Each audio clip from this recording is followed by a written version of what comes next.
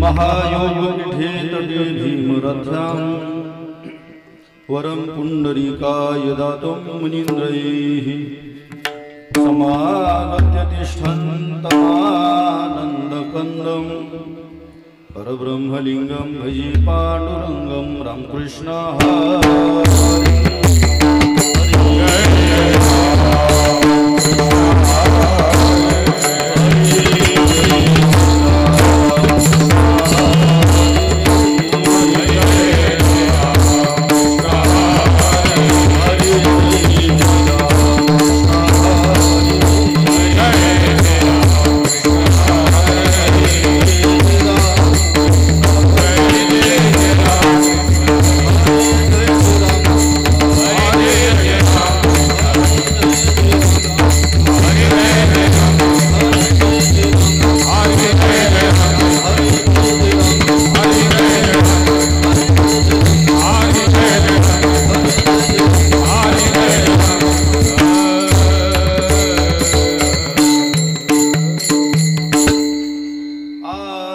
पाहता लोचनी सुख हा देव साधनी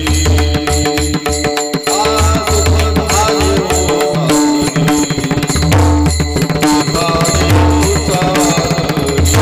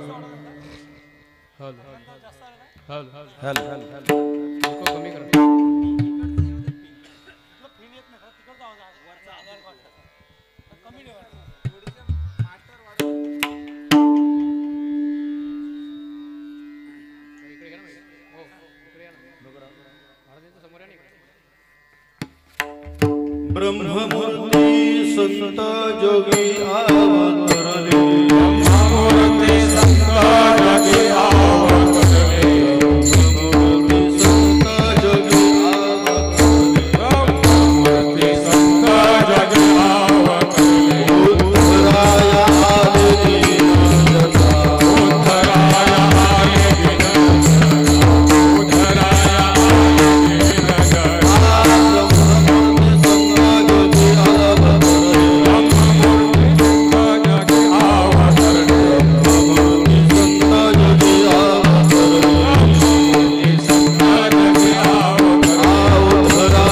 आले दीनजना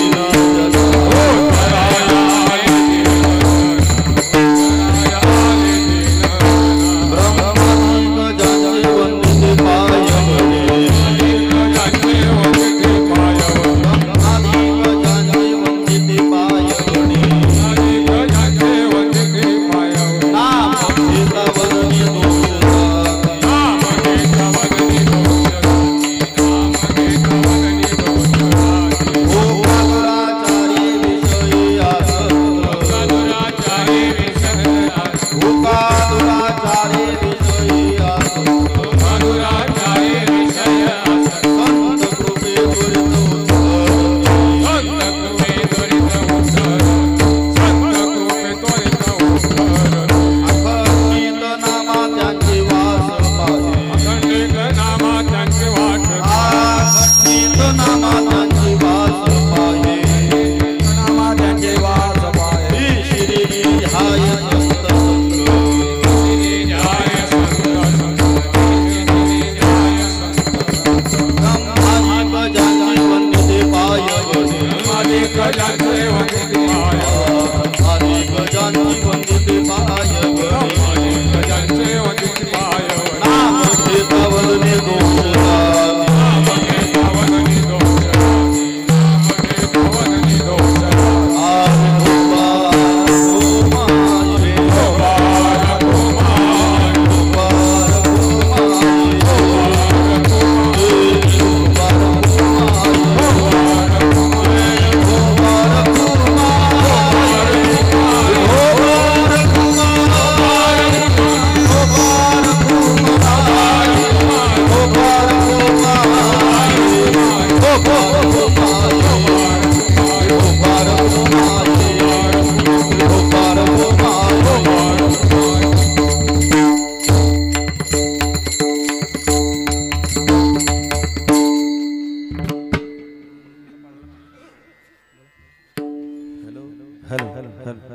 अवतरले इको कमी करा, शार्प करा आवाज.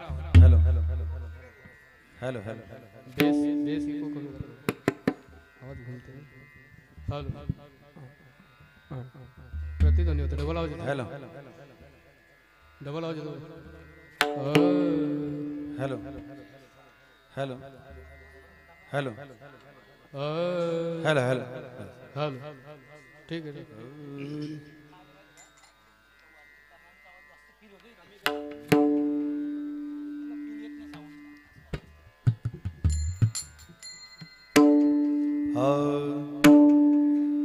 ब्रह्ममूर्ति संत जगे अवतरले ब्रह्ममूर्ति संत जगे अवतरले ब्रह्ममूर्ति संत जगे अवतरले ब्रह्ममूर्ति संत जगे अवतरले ब्रह्ममूर्ति संत जगे अवतरले ब्रह्ममूर्ति संत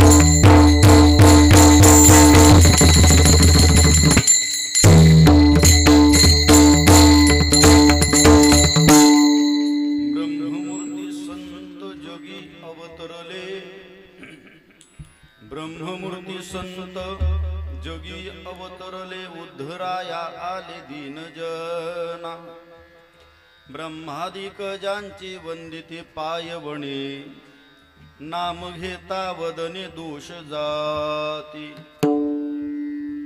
होका दुराचार्य विषयी आसक्त होका दुराचार्य विषयी आसक्त संत कृपे त्वरित उद्धरती ब्रह्मादिक ज्यांची वंदिते पायवणे नाम घेता वदने दोष जाती अखंडित नामा ज्यांची वास पाहे अखंडित नामा ज्यांची वास पाहे निषेधेने ध्याये संत संग ब्रह्मादिक ज्यांची वंदिते पायवणे नाम घेता वदने दोष जाती नमो विठ्ठला राजया पांडुरंगा नमो रुक्मिणी माऊली ज्ञान गंगा नमो पुंडलिका नमो चंद्रभागा नमस्कार माझा रुक्मिणी पांडुरंगा पांडुरंगा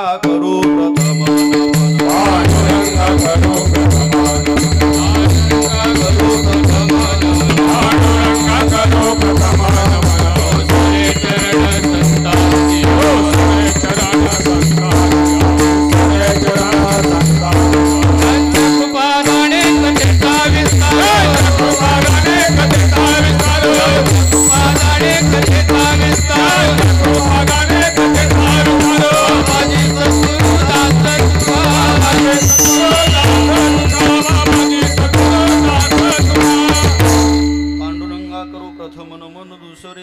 संतांचिया त्यांच्या कृपादाने कधीचा विस्तारू बाबाजे सद्गुरु दास तुका ओम नमो ज्ञानेश्वरा करुणा करा दयाळा तुमचा अनुग्रह लाधलो पावन झालो चराचरी नमो सद्गुरु तुकया ज्ञानदीपा नमो सद्गुरु सच्चिदानंद रूपा नमो सद्गुरु भक्त कल्याण मूर्ती नमो सद्गुरु भास्करा पूर्ण कीर्ती मस्तक हे पाया मस्तक हे पाया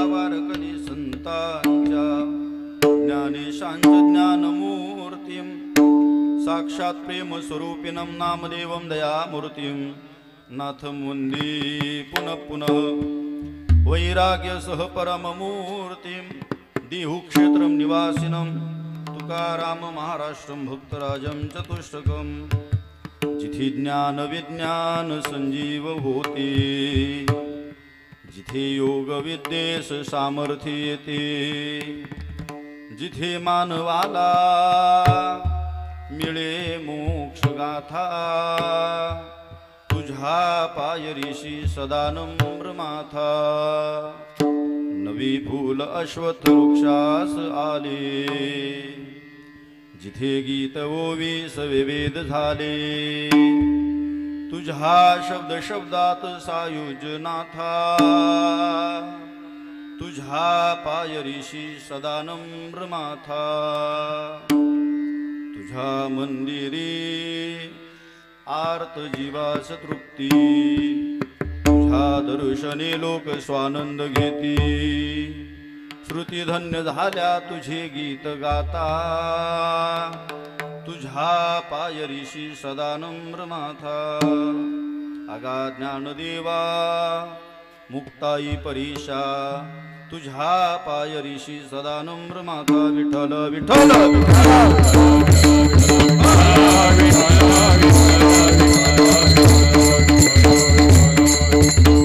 ब्रह्ममूर्ती संत जगी अवतरले उद्धराया आले दीनजना ब्रह्मादिक ज्यांचे वंदिते पायवणे नाम घेता वदने दोष जाती. प्रस्तुत प्राप्तप्रसंगी आजच्या कीर्तनरूपी सेवेकरता आपल्या पुढे गायला गेलेला अभंग महान भगवत भक्त पंढरपूर निवासी पांडुरंग परमात्म्याचे अत्यंत लाडके लढिवाळ ज्यांना भगवान परमात्म्याचे प्रेम भांडारी असं संबोधलं जातं असे संत श्रेष्ठ श्री नामदेव महाराजांचा 4 चरणाचा हा अभंग आज कीर्तन सेवेकरता निवडलेला आहे. विठ्ठल विठ्ठल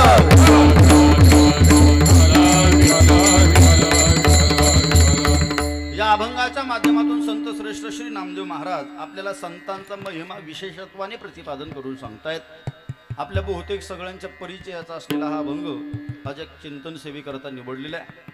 या अभंगावरती विस्तृत चिंतन करण्यापूर्वी किम निमित्तानाची ही कीर्तन सेवा या ठिकाणी संपन्न होते. या ठिकाणी उपस्थित आपल्या सर्वांना याची पूर्णपणे कल्पना आहे. अखिलकोट ब्रह्मांड नायक रुक्मिणी प्राण संजीवन जगदाधार पंढरीश पांडुरंग परमात्म्याच्या असीम आगाध कृपेद्वारा मुक्त कैवल्य तेजोनिधी भगवान श्री ज्ञानोबराया अखिल विश्वाच्या परमार्थ उदरामध्ये व्याप्त असणारे तत्वज्ञ संत जगद्गुरु श्री तुकोबराया ज्या दिव्य परंपरेचे आपण पायिक आहोत ते स्वानंद सुखनिवासी सद्गुरु श्री वामनबाबा महाराज, स्वानंद सुखनिवासी सद्गुरु श्री सावळाराम बाबा महाराज, स्वानंद सुखनिवासी सद्गुरु श्री आप्पा माऊली महाराज, स्वानंद सुखनिवासी सद्गुरु श्री भागोजी महाराज सांगडे आदी करून सर्व संत मांदियाळीच्या कृपाशीर्वादाने आपल्या या मौजे रिटघर या गावामध्ये माऊली महावैष्णव श्रीमंत श्री ज्ञानेश्वर महाराजांचं अत्यंत भव्य आणि दिव्य स्वरूपाचं हे मंदिर या भोपी परिवाराच्या माध्यमातून हे बांधण्यात आलेलं आहे. आणि हे मंदिर उभारल्यानंतर या मंदिराचा वर्धापन दिन सोहळा किंबहुना उत्सव सुद्धा होणं हे अत्यंत गरजेचं होतं. आणि म्हणून या संपूर्ण भोपी परिवाराने या आपल्या संपूर्ण पंचक्रोशी करता निर्माण केलेली एक पर्वणी आहे. विठ्ठल विठ्ठल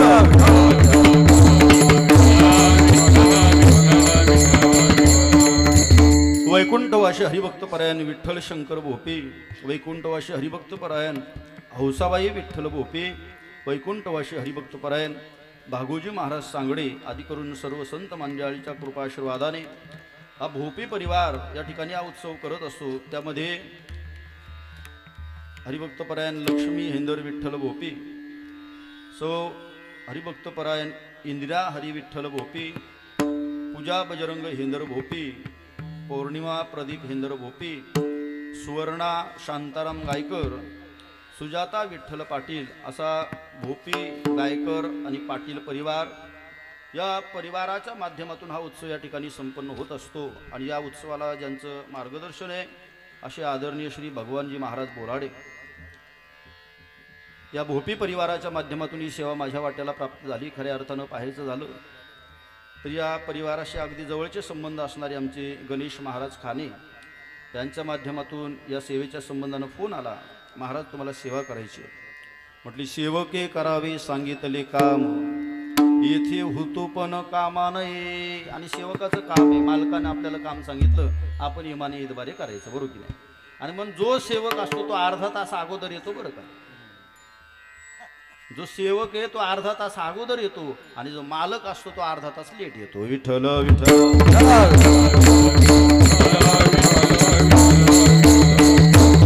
या परिवाराच्या माध्यमातून स्थापन झालेले माऊली महावैष्णव ज्ञानोबरायांचं मंदिर आहे. महाराज सर्व संत मांदियाळीचा विचार करत असताना सकळ संतांमध्ये सगळ्यांचे लाडके संत जर कोण असतील तर महावैष्णव माऊली ज्ञानोबा आहे. अरे पांडुरंग परमात्म्याचे सुद्धा अत्यंत लाडके भक्त जर कोण असतील तर ज्ञानोबा आहेत. आयुष्यात कधीही न रडणारा पांडुरंग परमात्मा ज्ञानोबारायांच्या समाधी सोहळ्याचा प्रसंग जर डोळ्यापुढं आज सुद्धा आणला, अरे त्या काळामध्ये ज्ञानोबारायांना समाधी देण्याकरता प्रत्यक्ष पांडुरंग परमात्मा त्या ठिकाणी उपस्थित होते. देवनिवृत्ती यांनी धरिले दोन्ही कर आणि जातो ज्ञानेश्वर बैसावया.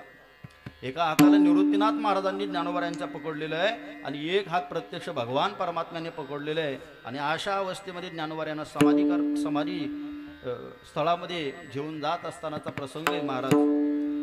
हा प्रसंग एवढा वाका आहे की काही कीर्तनकार आमच्यासारख्यांचा अजून तेवढा अधिकार निर्माण झालेला नाही महाराज. की हा प्रसंग जरी डोळ्यापुढं आला तरी अश्रूंच्या धारा चालू होतात, माणसाची वाचा कुंठित होती, अशी अवस्था होते. आणि अशा काळामध्ये खऱ्या अर्थानं पाहायचं झालं तर त्या ठिकाणी उपस्थित सगळे संत रडायला लागले. आयुष्यात कधी न रडणारे निवृत्तीनाथ महाराज त्या काळामध्ये रडायला लागले. मुक्ताई रडायला लागली, सोपान काका रडतायत. नवल वाटण्यासारखं काही नाही, पण विश्वाचा चालक मालक असलेला भगवान परमात्मा सुद्धा त्या काळामध्ये मात्र रडत होता. आणि रडत असलेल्या त्या परमात्म्याला रुक्मिणी आई साहेब विचारतायत, अहो देवा, या ठिकाणी सगळेच रडत असताना दिसतात, त्याच्यामध्ये मुक्ताई रडते, का रडते? याचं कारण आहे मुक्ताईचा लाडका भाऊ म्हणून ज्ञानोबाऱ्यांचा संबंध असल्यामुळं ज्ञानोबाराय समाधिस्थ होतात, माझा भाऊ आज समाधिस्थ होतो म्हणून मुक्ताई रडते. सोपान काका रडतायत, का? आतापर्यंत माझी सगळ्यात जास्त लाड जर कोणी पुरवले असतील माझ्या ज्ञानोबाऱ्यांनी पुरवले म्हणून माझा सोपान काका रडतो. निवृत्तीनाथ महाराज आयुष्यात कधी रडले नव्हते. ज्या काळामध्ये वडिलांना देहांत प्रायश्चित्ता करता जायचं होतं, मध्यरात्रीच्या काळामध्ये निवृत्तीनाथ महाराजांना उठवण्यात आलं. अरे निवृत्ती, या सगळ्यांची जबाबदारी आता तुझ्यावरती. आणि बोध संपन्न निवृत्तीनाथ महाराज असल्या कारणानं आपले आई वडील देहांत प्रायश्चित्त घेण्याकरता जातात, तरी सुद्धा निवृत्तीनाथ महाराजांच्या डोळ्याला मात्र अश्रू आले नाही बरं का. पण ज्या काळामध्ये प्रत्यक्ष ज्ञानोबाराय समाधीला जातात ना, त्या काळामध्ये निवृत्तीनाथ महाराज सुद्धा रडत होते. का? अशा पद्धतीचा शिष्य आयुष्यामध्ये मला भेटला, आतापर्यंत गुरु शिष्यपणामध्ये कधी कमतरता त्यांनी आणली नाही. अर्थात ज्ञानोबारायांनी एखादं कार्य करावं, पण त्याचं श्रेष्ठत्व ते करत असताना त्याच्या पाठीमागचा अधिकार निवृत्तीनाथ महाराजांचा मात्र सांगत होते. म्हणून निवृत्तीनाथ महाराज रडत होते. का? आपला शिष्य गेला म्हणून. देवा, तुम्ही का रडताव? आतापर्यंत कितीतरी तुमच्या भक्तांनी समाध्या घेतल्या, त्या काळामध्ये तुम्ही रडले नाहीत, आता का रडता? असं विचारल्यानंतर प्रत्यक्ष परमात्म्याने सांगितलं, देव म्हणती रुक्मिणी, हा एकच योगी देखिला नयने, जे ज्ञान संजीवनी जाणत त्रैलोक्याशी. त्यावेळेस रुक्मिणी मातेला सांगितलं, देवाने आतापर्यंत अनेक भक्त माझे झाले, पण ज्ञानोबारायांसारखा भक्त माझा आतापर्यंत झाला नव्हता. म्हणून ज्ञानोबारायांविषयी मला एक सांगायचं आपल्याला. महाराज तुकाराम महाराज सुद्धा संत आहेत, नामदेव महाराज सुद्धा संत आहेत, शांतीब्रह्म एकनाथ महाराज सुद्धा संत आहेत. एवढे सगळे संत जरी असले ना, तरी आपल्या बहुतेक सगळ्यांचा जास्त जिव्हाळा जर कोणामध्ये गुंतला असेल तर ज्ञानोबारायांमध्ये गुंतला आहे. हा, याचं कारण सांगू, ज्ञानोबाराय माऊली येतो. आणि जगाची रीत आहे, माणूस जेवढं प्रेम आपल्या आईवरती करतो ना, तेवढं प्रेम बापावरती कधी करत नाही. ज्ञानोबारायांच्या बाबतीत जर बोलायचं झालं, महाराज आयुष्यभर अनाथत्व पत्करून त्यांना जीवन जगावं लागलं, पण जे अनाथ म्हणून जीवन जगले ना, त्यांनी जगाला मात्र सनात केलं. विठ्ठल विठ्ठल.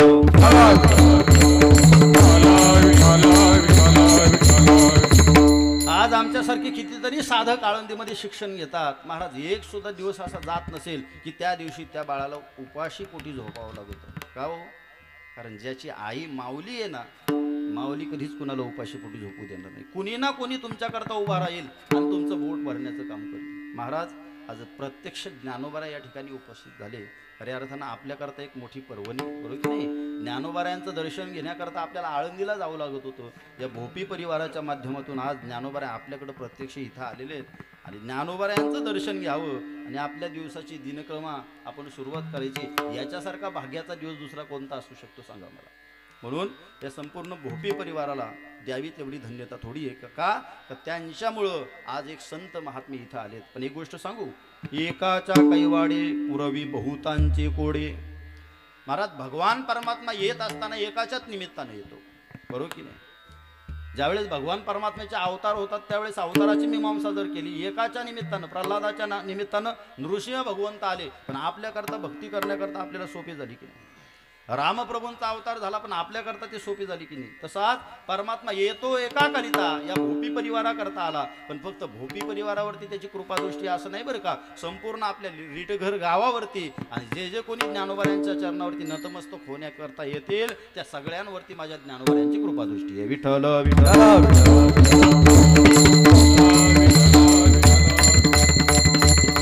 आणि म्हणून एक गोष्ट मात्र आवर्जून आपल्या सगळ्यांना सांगतो बरं का, काय आहे, आपलं काहीतरी पुण्य असेल, आपलं काहीतरी भाग्य असेल, म्हणून भाग्यानं आम्हाला हा परमात्मा प्राप्त झाला, माझे ज्ञानोबारे आपल्याला प्राप्त झाले.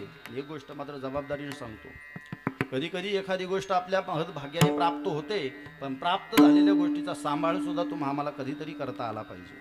म्हणून शास्त्रामध्ये 2 शब्द आपल्याला पाहायला मिळतात, अप्राप्तस्य प्राप्तीति योगाः आणि प्राप्तस्य परिपालनेति क्षमाः. आमच्या महत् भाग्याने, आमच्या आजोबांच्या पुण्याने, आमच्या आजीच्या पुण्याने आज हे मंदिर या ठिकाणी उभं राहिलं महाराज.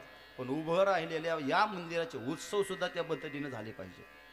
ढोक महाराज नेहमी सांगत असतात, बापाने आपल्या एकुलत्या एक मुलीचं लग्न ज्या उत्सवामध्ये, ज्या भव्य दिव्य स्वरूपामध्ये जशा पद्धतीने केलं जातं ना, तशा पद्धतीचा हा उत्सव तुम्ही या ठिकाणी करता, म्हणून तुम्हाला धन्यता देतो. पण एक जबाबदारी मात्र घालून जातो बरं का.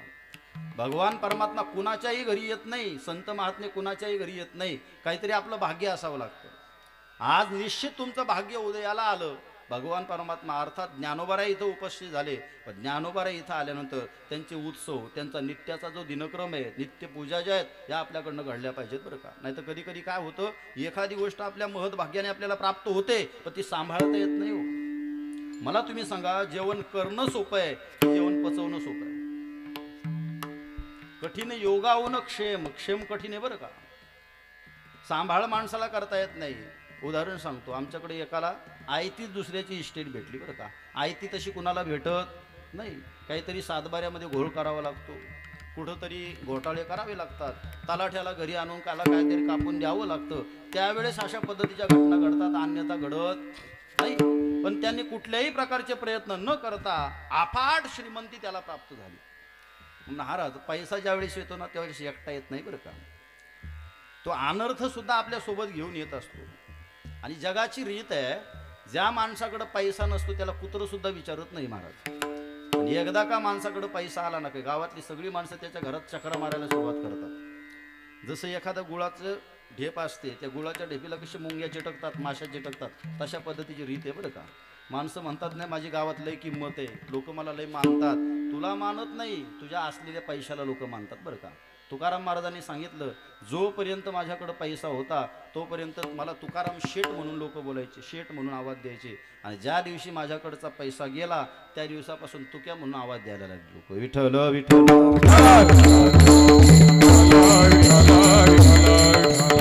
त्या माणसाकडे अफाट श्रीमंती प्राप्त झाली, पैसा भरपूर आला.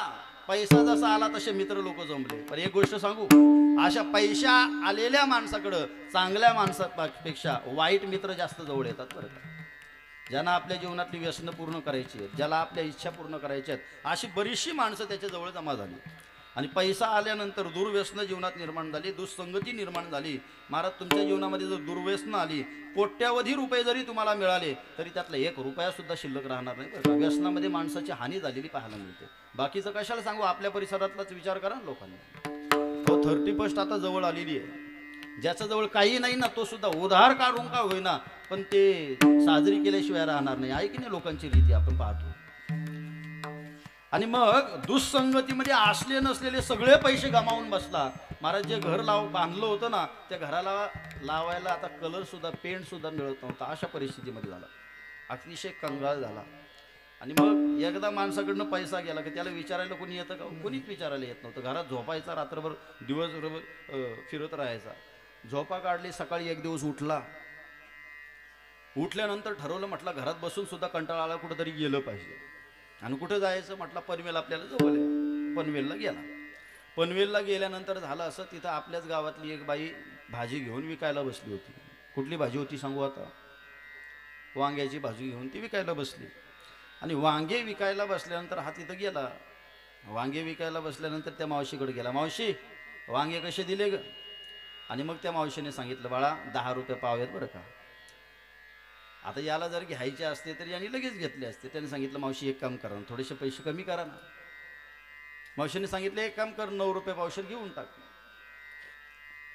हा म्हणतो 9 रुपयाला मावशी द्यायला तयार झाली, आपल्या खिशात तर दिडकी नाही. मावशी एक काम करा ना, 8 रुपयाला द्या ना. तशी मावशी म्हटली की ठीक आहे घेऊन टाक. का? कारण मावशीचं बोनीचं गिरायक होतं बरं का. आणि तिला वाटलं बोनीच्या गिरायकाला कशाला उगाच नाट लावून घ्यायची, दिवस खराब जायचा उगाच. 8 रुपयापासून तो 5 रुपयापर्यंत आला बरं का. आता घ्यायचेच नव्हते. मग मावशीला सांगितलं, मावशी एक काम करा ना, 4 रुपयाला. त्यांना मावशी सुद्धा वैतागलेलीच होती. मावशीने पायातली चप्पल काढली ना, म्हटली मेल्या कधीपासून बघतो तुझं काय टाइमपास चालय, तुला घ्यायचे असतील तर घे, नाही तर चालता होई तू. आणि मग मावशीने बडबडायला सुरुवात केली. बायांना तशी बडबडायची सवयच असते बरोबर. तिने बडबडायला सुरुवात केली. काय याला कळत नाही, आता या मेल्याचे हात माझ्या वांग्याच्या टोपलीला लागले, आता माझे वांगे संपतात का, दिवसभर मला इथं बसावं लागतं काय माहिती, अशी बडबड तिची चालू झाली. तेवढ्यात त्याने मावशीला थांबवलं. मावशी थांब, काय झालं, तू काय बडबडत होती, तुझे हात माझ्या वांग्याच्या टोपलीला लागले, आता वांगे संपणार. ए मावशी काय बोलतेस असं तू, माझे हात तुझ्या वांग्याच्या टोपलीला लागल्यानंतर तुझे वांगे संपणार नाही असं बोलूच नको का. अगं कोट्यावधीची प्रॉपर्टी मला प्राप्त झाली होती, कोट्यावधीच्या प्रॉपर्टीला माझे हात लागल्याचा परिणाम एक खडा सुद्धा त्यातला शिल्लक राहिला नाही. तुझ्या वांग्याच्या टोपलीत तर काय शिल्लक राहील सांग मला. मला सांगायचंय, याला म्हणतात निव्वळ करंटा. महज भाग्याने काही गोष्टी प्राप्त झाल्या की नाही. आज या भोपी परिवाराला प्रत्यक्ष माऊली ज्ञानोबाऱ्या इथं प्राप्त झालेत.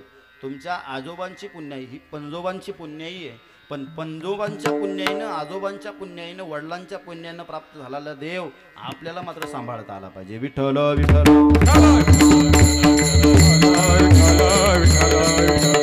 आज ज्ञानोबाऱ्यांच्या सेवेकरता निवडलेला अभंग नामदेव महाराजांचा आहे. या अभंगातून विशेषत्वाने नामदेव महाराज संतांचा महिमा प्रतिपादन करत आहे. आता लक्षपूर्वक ऐका बरं का. संत महात्मे एखाद्या विषयाचं ज्यावेळेस वर्णन करतात ना, तर संत अशाच विषयाचं वर्णन जगापुढं करतात ज्या विषयाचा जगाला काहीतरी फायदा होणार आहे. किंबहुना जगाच्या सुखाच्या संबंधातनं एखादा विषय असेल, एखादी गोष्ट असेल, तरच संत महात्मे जगापुढं मांडतात, अन्यथा मांडत नाही. पण आपला जर विचार केला, आपण एखादा विषय ज्यावेळेस जगासमोर मांडतो त्यावेळेस त्या विषयाचा जगाच्या सुखाशी काही संबंध आहे का नाही हे मात्र पाहत नाही. पाहतो का हो कधी.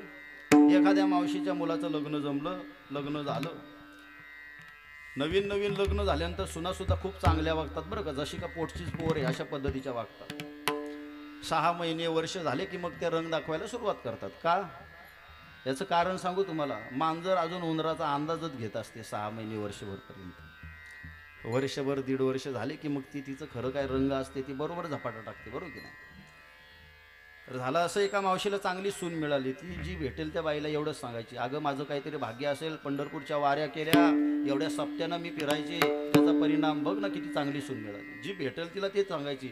एक दिवस कीर्तना करता गेलो होतो, तिथं बसलो, माझ्याकडे आली, महाराज काय सून भेटली मला. मावशीला विचारलं, मावशी किती दिवस झाले पोराचं लग्न होऊन. मावशीने सांगितलं 6 महिने झाले. मावशीला सांगितलं अजून 6 महिने थांब, आणि मग ज्या सुनेचा मोठेपणा तू लोकांना ओरडून सांगतेस ना, त्या सुनेचा खोटेपणा तूच लोकांना ओरडून सांगशील. विठ्ठल विठ्ठल. मला एक सांगा, आपल्याला जर चांगली सून मिळाली त्याचा जगाच्या सुखाशी काही संबंध आहे का. एखाद्याला चांगला जावई मिळाला, ज्याला चांगला जावई मिळाला तो तुझ्या फायद्या करताय, तो सुद्धा फायद्या करता नाही बरं का. तुमच्याकडे जमिनीचे भाव भरपूर वाढले जातात. तुमचा जावई कसा आहे हे जर बघायचं असेल, फक्त जमीन विकायला काढा आणि मग तुम्हाला कळेल की आपला जावई किती चांगला आहे. तोपर्यंत बोलूच नका आपला जावई चांगला आहे म्हणून बरं का. एखाद्याला चांगला जावई मिळाला तो लोकांना ओरडून सांगतो मला चांगला जावई मिळाला. महाराज, संसारामध्ये एखादी गोष्ट आपल्याला प्राप्त झाली ती आपण लोकांना सांगतो, पण विचार करत नाही की या गोष्टीचा जगाच्या सुखाशी काही संबंध आहे की नाही. संत महात्म्यांनी जो जो विषय जगासमोर मांडला त्या त्या विषयाचा जगाची सुखाशी काहीतरी काय आहे संबंध आहे, त्याशिवाय मांडत नाही. महाराज, संतांनी एखाद्या गावाचं वर्णन करावं तेही जगाच्या सुखाच्या संबंधानं. संत महात्म्यांनी एखाद्या नदीचं वर्णन करावं तेही जगाच्या सुखाच्या संबंधानं. संत महात्म्यांनी एखाद्या पर्वताचं वर्णन करावं पण तेही जगाच्या सुखाच्या संबंधानं. बघा तुम्ही, संत महात्म्यांनी एखाद्या गावाचं वर्णन केलेलं पाहायला मिळतं की नाही. संत वर्णन करतात, आळंदी हे गाव पुण्यभूमी गाव, आळंदी हे गाव पुण्यभूमी ठाव, हे गाव पुण्यभूमी ठाव, हे गाव पुण्यभूमी ठाव. आ दैवताचे नाव सिद्धेश्वर, दैवताचे नाव सिद्धेश्वर. गौऱ्यांची सिद्धांता सिद्ध बेटी मेळा, गौऱ्यांची सिद्धांता सिद्ध बेटी मेळा. दैवताचे नाव सिद्धेश्वर, दैवताचे नाव सिद्धेश्वर,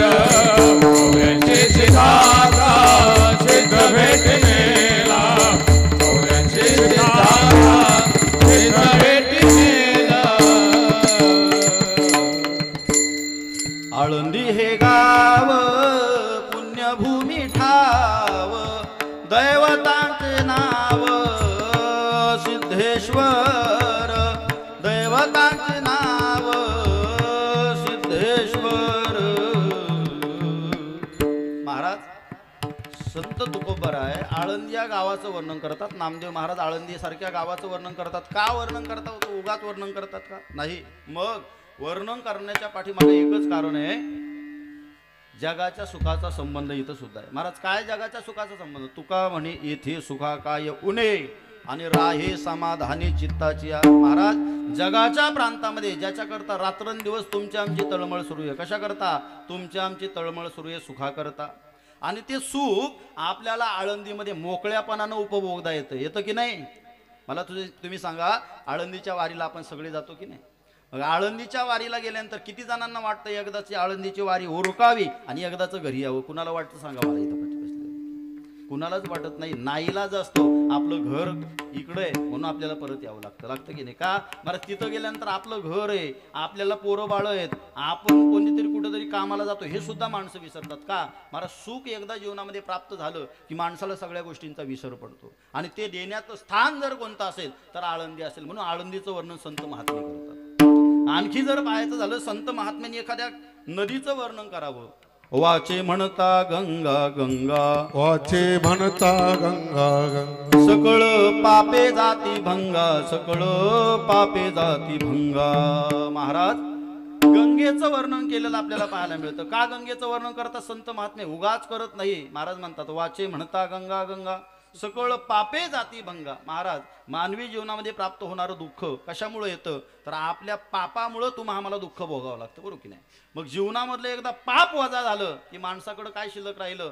फक्त पुण्य शिल्लक राहिलं. आणि पुण्याचं फळ असणारं सुख तुमच्या आमच्या जीवनामध्ये आयतं प्राप्त होतं. म्हणून संत महात्मे एखाद्या नदीचं वर्णन करत असतील, चंद्रभागेकरिता स्नान, तुझे दोष पळती रानू रान. जीवनातले दोष पळून गेले, पाप संपून गेली की सुखच सुख आहे की नाही आपल्या जीवनामध्ये? तसंच आहे, संत महात्मे एखादा विषय ज्यावेळेस आपल्या डोळ्यासमोर मांडतात ना, आपल्यासमोर एखाद्या विषयाचं वर्णन करतात, त्यावेळेस संतांचा एकच हेतू असतो की या ना त्या निमित्तानं होईना की जगाच्या जीवामध्ये जीवांच्या जीवनामध्ये आपल्याला सुख देता येईल. पर्वताचं वर्णन केलेलं पाहायला मिळतं. दृष्टी पडता ब्रह्मगिरी, त्याशी नाही यमपुरी. मग महाराज संत महात्मे एखादा विषय ज्यावेळेस जगासमोर मांडतात ना, त्यावेळेस त्यांचा एकच हेतू असतो की या ना त्या निमित्ताने जगाला सुख प्राप्त व्हावं. महाराज आज नामदेव महाराज या अभंगाच्या माध्यमातून संतांचं वर्णन करतात.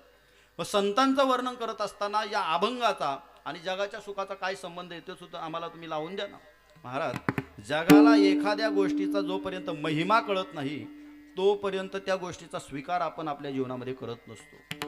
जगामध्ये परमश्रेष्ठ तत्व जर कोणतं असेल तर देवापेक्षा श्रेष्ठ तत्व हे संत महात्म्यांचं असतं. आणि त्या संतांचा स्वीकार आपल्या जीवनामध्ये व्हावा याच्याकरता संतांचा महिमा नामदेव महाराज या अभंगातून वर्णन करतात. विठ्ठल विठ्ठल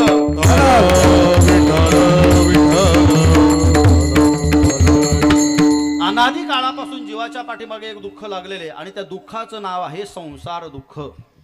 महाराज अनादी काळापासून तुमच्या आमच्या पाठीमागं दुःख लागलं, त्या दुःखाचं नाव आहे संसार दुःख. हे संसार दुःख तुमच्या आमच्या पाठीमागं का लागलं याचं मूळ कारण जर काय असेल तर अज्ञानामुळं तुमच्या आमच्या पाठीमागे हे दुःख लागलं. आता या अज्ञानाचं नेमकं स्वरूप काय आहे? अज्ञानाचं स्वरूप सांगत असताना माऊली ज्ञानोबराय म्हणतात, आपण आपणा पेया विसरू जो धनंजया, तेची रूप या अज्ञानाशी. आपल्या स्वतःच्या आत्मस्वरूपाचा आपल्याला पडलेला विसर म्हणजे त्याला खऱ्या अर्थानं काय म्हटलं जातं? अज्ञान. मग महाराज मानवी जीवनामध्ये आपल्याला प्राप्त झालेल्या दुःखाचं मूळ कारण जर काय असेल तर अज्ञानामुळे आम्हाला दुःख भोगावं लागतं. जरा बोलत चला बरं का, तुम्ही जास्त सिरियस दिसायला लागले, जास्त सिरियस दिसता, थोडंसं बोला. मानवी जीवनामध्ये जे दुःख प्राप्त होतं याचं कारण काय? अज्ञानामुळे हे दुःख आपल्याला प्राप्त होतं. मग महाराज काय गेलं म्हणजे आपल्या जीवनातलं दुःख संपून जाईल? काय गेलं पाहिजे त्याच्याकरता? आपल्या जीवनाचं अज्ञान त्याच्याकरता गेलं पाहिजे. मग अज्ञान घालवण्याकरता कोणता उपाय हो? अज्ञान घालवण्याकरता एकच उपाय, तो म्हणजे ज्ञान नावाचा उपाय. माऊली ज्ञानोबराय म्हणतात, वाचोनी ज्ञानेविनी एके उपाय करशी जितुके तीही गुंपिसे अधिके रुखी. ज्ञानोबरायांचं म्हणणं आहे की ज्ञानाशिवाय इतर उपायांचा जर तुम्ही प्रयत्न केला ना तर ते तुम्हाला गुंतवणारे नाही तर बांधणारे ठरतील. सुटायाचा काही करिता उपाय अधिकचे पाय गोविले.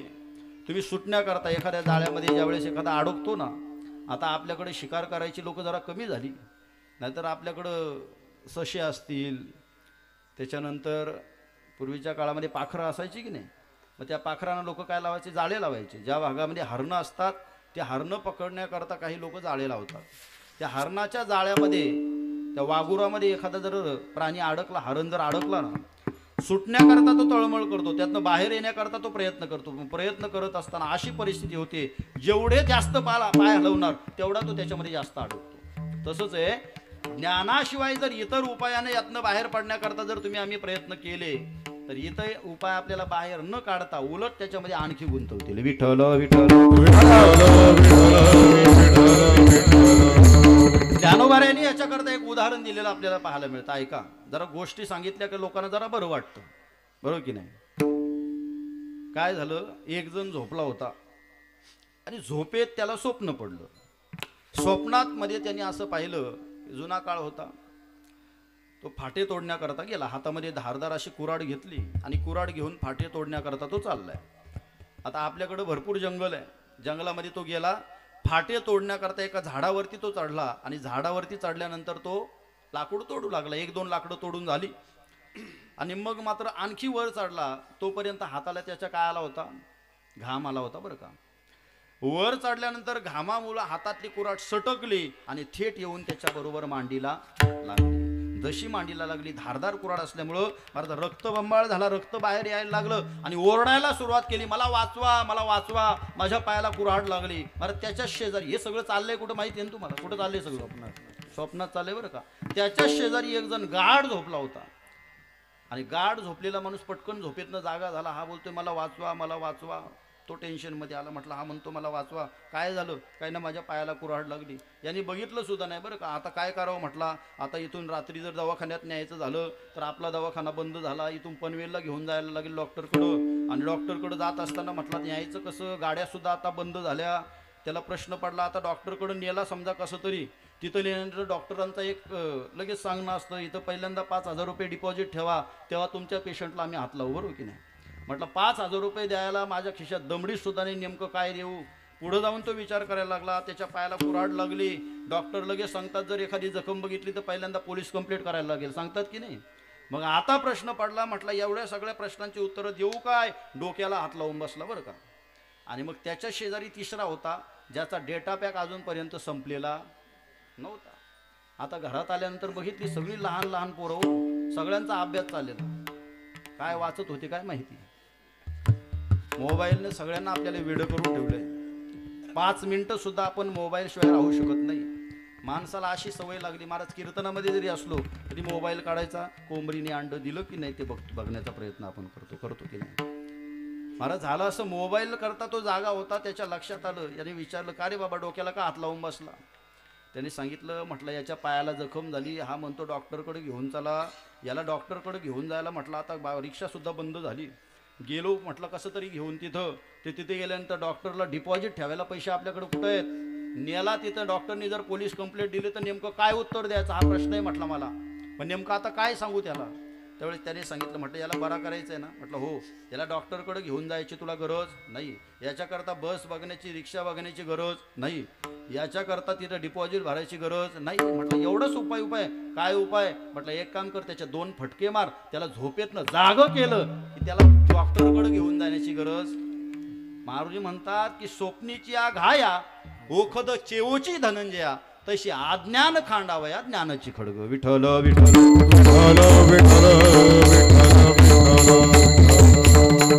स्वप्नामध्ये जखमी झालेल्या माणसाला बरं करण्याकरता इथं जर तुमच्या रीडघरच्या डॉक्टरकडे नेलं तर जमेल का, नेऱ्याच्या डॉक्टरकडे नेलं तर जमेल का, नाही. त्याला बरं करण्याकरता एकच उपाय, त्याला फक्त झोपेतनं जाग करा, त्यात उभाराच आहे, बरोबर की नाही. बघ महाराज तसं आहे. ज्ञानोबाराय म्हणतात, अज्ञानामुळे जर तुमच्या आमच्या वाट्याला जर दुःख लागलं असेल तर ते अज्ञान गेलं पाहिजे. पण अज्ञान घालवण्याकरता एकमेव साधन जर का असेल तर ज्ञान आलं पाहिजे. मग महाराज आम्ही सुद्धा आयुष्यभर दुःखच भोगत आलो ना. महाराज ज्याच्याकडे पाहावं तो आपल्या दुःखाच्याच वेदना प्रत्येकाला सांगत असतो. जो देखे सो दुखिया बाबा, सुखिया कोई नहीं रे. अहो कुणीही कुणाला मिळालं, लहान पोरं सुद्धा सांगतात लय टेन्शन हो, लय टेन्शन. आता लहान पोराला कसलं टेन्शन असणार सांगा. तरुण पोरं टेन्शन मध्ये असली तर ठीक आहे का. अहो लग्नच जुळत नाही तर टेन्शन घेणार नाही, मग काय करणार सांगा ना मला तुम्ही. तरुण मुलांची लग्नच जमत नाही, बरोबर की नाही बा. लग्नच जमत नाही, ती टेन्शन मध्ये, ती टेन्शन घेतील. अहो लहान लहान पोरं सांगतात खूप टेन्शन आहे आम्हाला. मला एक गोष्ट सांगायची आहे, प्रत्येक जण आज दुःखी आहे, प्रत्येकाला वाटतं या दुःखातनं आम्ही बाहेर यावं. महाराज आम्हाला सुद्धा वाटतं आमचे दुःख संपून जावं. मग दुःख संपण्याकरता एकच उपाय आहे, तुमच्या जीवनामध्ये जर अज्ञान गेलं, ज्ञान प्राप्त झालं की तुमचं दुःख संपलं. मग हे ज्ञान नेमकं मिळतं कुठं? हे ज्ञान मिळतं संतांकडं. महाराज ज्ञानेश्वरीचा 4था अध्याय काढा, त्याच्यामधला सगळ्यांच्या परिचयाचा असलेला श्लोक आहे. तद्विधी प्रणिपातेन परिप्रश्नेन सेवया उपदेक्षन्ति ते ज्ञानम ज्ञानिनस्तत्वदर्शिन ते ज्ञान पैगा बरवी जरी मणी आथी आणावे तरी संताया बजावे सर्वस्वेसी. महाराज ज्या ज्ञानामुळं आपल्या जीवनातलं अज्ञान दूर होतं आणि आपण ज्ञान स्वरूप होऊन आपल्या जीवनातल्या आत्यंतिक दुःखाची निवृत्ती होते, ते ज्ञान जर जीवनामध्ये प्राप्त करायचं असेल तर ते ज्ञान केवळ आणि केवळ कुणाकडे हो? संतांकडे. मग महाराज त्या संतांची भेट आमच्या जीवनामध्ये झाली पाहिजे ना. ते संत कसे असतात सांगा महाराज? तसं पाहिलं तर संत महात्मे तुमच्या आमच्यासारखेच असतात की नाही? मला तुम्ही सांगा, सद्गुरू वामन बाबा महाराज तुमच्या आमच्यासारखेच होते की नाही? सद्गुरू सावळाराम बाबा महाराज तुमच्या आमच्यासारखेच होते. सद्गुरू आप्पा माऊली महाराज तुमच्या आमच्यासारखेच होते की नाही? मग असं असताना सुद्धा संतांना ओळखण्याकरता वेगळं काही करावं लागतं का? काही करावं लागत नाही महाराज. तोही नेत्री पाहे श्रवणी ऐकतू आहे परितेथीचा हा नो हे नवल सर्वता देखा. संत महात्मे सुद्धा डोळ्याने पाहतात, संत महात्मे सुद्धा कानानेच ऐकतात, संत महात्मे सुद्धा तोंडानेच खातात. याच्या व्यतिरिक्त आपल्यापेक्षा वेगळं त्यांना काही दिलं का? नाही. मग महाराज ते संत महात्मे ओळखतात जर आले नाही तर त्यांना शरण कसं जायचं सांगा ना? त्यांना आम्ही भेटायचं कसं?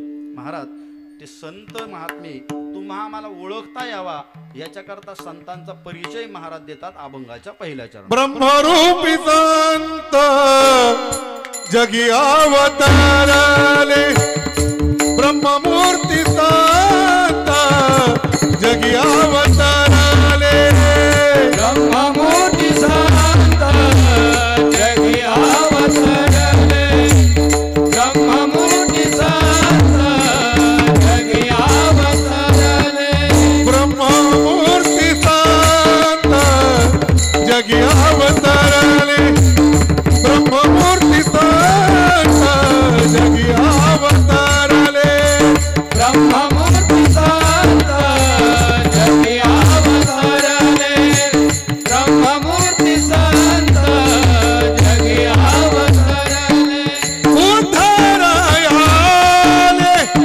दीन जना उद्धरायाले दीन जना उद्धरायाले दीन जना उद्धरायाले दीन जना ब्रह्मादिक ज्ञानी वंदिती पावने ब्रह्मादिक ज्ञानी वंदिती पावने ब्रह्मादिक ज्ञानी वंदिते पावने ब्रह्मादिक ज्ञानी वंदिते आ ब्रह्ममूर्ती संत जगी अवतारले उद्धरायाले दीन जना आ उद्धरायाले दीन जना ब्रह्ममूर्ती संत जगी अवतरले उद्धरायाले दीन जना आ उद्धरायाले दीन जना ब्रह्ममूर्ती संत जगी अवतरले उद्धराया आले दीनजना. संतांचा परिचय नामदेव महाराज या अभंगाच्या पहिल्या चरणामध्ये देत आहेत. ते संत कसे असतात नेमके, काय लक्षणं त्यांची असतात? तर नामदेव महाराज म्हणतात ब्रह्ममूर्ती संत जगी अवतरले उद्धराया आले दीनजना. अभंगातला पहिला शब्द आहे ब्रह्म. महाराज नेमकं ब्रह्म म्हणतात कोणाला? हे ब्रह्म म्हणजे नेमकं काय? त्या ब्रह्माची जर चर्चा करायची झाली तर आळंदी पंढरपूर क्षेत्रामध्ये आपल्याला कधीतरी राहावं लागेल. पंढरपूरला जो चातुर्मास चालतो त्या चातुर्मासामध्ये 4-4 महिने फक्त ब्रह्म या एकट्या पदावरती विवरण चालतं, पण 4 महिन्यामध्ये सुद्धा त्या ब्रह्माला जाणता येत नाही. आता आपलं कीर्तन एवढंसं असतं, एवढ्यामध्ये नेमकं काय सांगावं, पण थोडक्यामध्ये कसं सांगता येईल याच्याकरता मी प्रयत्न करतो. ब्रह्म कशाला म्हटलं जातं? महाराज या संपूर्ण जगताचं आद्य कारण जर काय असेल तर त्याला ब्रह्म असं म्हटलं जातं. देवा व ब्रह्मण रूपे मूर्तंच अमूर्तंच. देवाची 2 स्वरूपं सांगितली जातात. एक निर्गुण निराकार असलेला परमात्मा आहे जो या संपूर्ण जगताचा आद्य कारण आहे. जयापासून हे सकळ मही मंडळ हे झाले ज्या भगवान परमात्म्यापासून या संपूर्ण जगताची उत्पत्ती झाली त्याला म्हटलं जातं ब्रह्म. एकदा पार्वती मातेने प्रश्न केला होता भगवान महादेवांना. ते झालं असं होतं की ज्यावेळेस रामप्रभू सीतेच्या वियोगाने रडत होते, झाडांना मिठ्या मारत होते, हा सगळा प्रकार ज्यावेळेस बघितला आणि आशा असलेल्या रामप्रभूंच्या बघितल्यानंतर भगवान महादेवांनी त्यांचं दर्शन घेतलं बरं का. आणि मग सती मातेला प्रश्न पडला, म्हटलं माझे मालक म्हणजे सब देवों के बडे बाबा अर्थात महादेव आहेत. महादेव कुणाही पुढे झुकणारे नाही आहेत. मग आज ज्या अर्थी महादेव कुणा पुढे तरी झुकतायत याचा अर्थ आहे ते नक्कीच कोणीतरी मोठे असले पाहिजे. पार्वती मातेने विचारलं ते कोण आहेत, पण त्यावेळेस पार्वती मातेने थोडीशी परीक्षा घेतल्यामुळे भगवान महादेव नाराज झाले आणि 87,000 वर्ष सती मातेचा त्याग केला होता. त्याच्यानंतर सती माता गेली, पुन्हा पर्वताच्या पोटी जन्माला आली म्हणून तिचं नाव ठेवलं पार्वती. पण मागच्या जन्माची स्मृती असल्यामुळं त्या पार्वती मातेने एकांतामध्ये असताना भगवान महादेवांना विचारलं होतं की महाराज मागं ज्यावेळेस माझा त्याग केला त्यावेळेस माझा प्रश्न होता की नेमकं ते ब्रह्म कसं असेल. कारण जे रडतं, जे बायकोसाठी रडतं ते ब्रह्म कसं असेल, आणि जर ते खरं ब्रह्म आहे तर ते बायकोसाठी रडतं कसं, असे काही प्रश्न केले होते. मग त्यावेळेस पार्वतीने विचारलं होतं नेमकं ब्रह्म म्हणजे काय. त्यावेळेस ब्रह्म म्हणजे काय याचं उत्तर देत असताना सांगितलं, बिन पग चले सुने बिनु काना, कर बिन कर्म करे विधी नाना, आनन रहित सब रस भोगे, बिन पागय चलता बग योगी. त्यावेळेस सांगत असताना तुळशीदासजी त्याचं वर्णन करत आहेत, बिन पग चले सुने बिनु काना, ज्याला पाय नाही आहेत पण तो चालतो. बिन पग चले सुने बिनु काना, ज्याला कान नाही आहेत पण जगातलं सगळी भजनं मात्र त्याला ऐकायला जातात. ज्याला तोंड नाहीये, मुख नाहीये पण जगातले सगळे पदार्थ जो सेवन करतो त्याला म्हटलं जातं ब्रह्म. आणखी याच्या बाबतीत बोलत असताना कबीर महाराजांचा आपल्याला प्रमाण पाहायला मिळतं, रंग नहीं रूप नहीं नहीं वर्ण छाया, रंग नहीं रूप नहीं नहीं वर्ण छाया, रंग नहीं रूप नहीं नहीं वर्ण छाया, रंग नहीं रूप नहीं नहीं वर्ण छाया, निराकार निर्गुण तू चिरघोराया, निराकार निर्गुण तू चिरघोराया, निराकार निर्गुण तू चिरघोराया, निराकार निर्गुण तू चिरघोराया, मैं गुलाम मैं गुलाम मैं गुलाम तेरा, मैं गुलाम मैं गुलाम मैं गुलाम तेरा, मैं गुलाम मैं गुलाम मैं गुलाम तेरा, मैं गुलाम मैं गुलाम मैं गुलाम तेरा. रंग नहीं रूप नहीं नहीं वर्ण छाया, निराकार निर्गुण तू चिरघोराया, मैं गुलाम मैं गुलाम मैं गुलाम तेरा.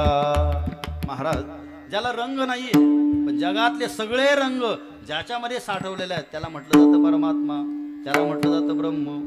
ज्याला रूप नाहीये पण जगातली सगळी रूप त्याच्यामुळं आपल्याला प्रकाशित करता येतात त्याला म्हटलं जातं ब्रह्म. आणखी जर पाहायचं झालं तर वाचेनं त्याच्याविषयी आपल्याला बोलता येत नाही, वाणीनं आपण त्याचं वर्णन करू शकत नाही, पण वाणीला वर्णन करण्याकरता लागणारी जी ताकद आहे ती ब्रह्मापासून निर्माण झाली. अग्नी त्या ब्रह्माला जाळू शकत नाही पण अग्नीमध्ये असणारी दाहकता ही शक्ती मात्र ब्रह्माची आहे, त्याला म्हटलं जातं ब्रह्म. मग महाराज असं असलेलं ब्रह्म हे निर्गुण निराकार होतं. पण निर्गुण निराकार असलेल्या ब्रह्माने विचार केला या जगताचं जर कल्याण करायचं असेल तर निर्गुण निराकार स्वरूपामध्ये राहून जमणार नाही. का? कारण परमात्म्याची जी सत्ता आहे तिला पारमार्थिक सत्ता म्हटलं जातं आणि जगाचा व्यवहार जो चालतो हा व्यावहारिक सत्तेमध्ये चालतो. मग त्या निर्गुण निराकार असलेल्या परमात्म्याने विचार केला, म्हटलं आपलं निर्गुण निराकार स्वरूप सोडून देऊ आणि मूर्त रूपानं आपण प्रकट होऊ. तेव्हा तोच परमात्मा मूर्त रूपाने प्रकट झाला तो पंढरपूरला. पुंडलिका भेटी परब्रह्म आले गा, तेच परब्रह्म पांडुरंग परमात्म्याच्या रूपाने मूर्त रूपाने प्रकट झाले बरं का. नेनो ब्रह्म मार्ग चुकले, नेनो ब्रह्म मार्ग चुकले, नेनो ब्रह्म मार्ग चुकले, नेनो ब्रह्म मार्ग चुकले, उघडे पंढरपुरासी आली, उघडे पंढरपुरासी आली, उघडे पंढरपुरासी आली,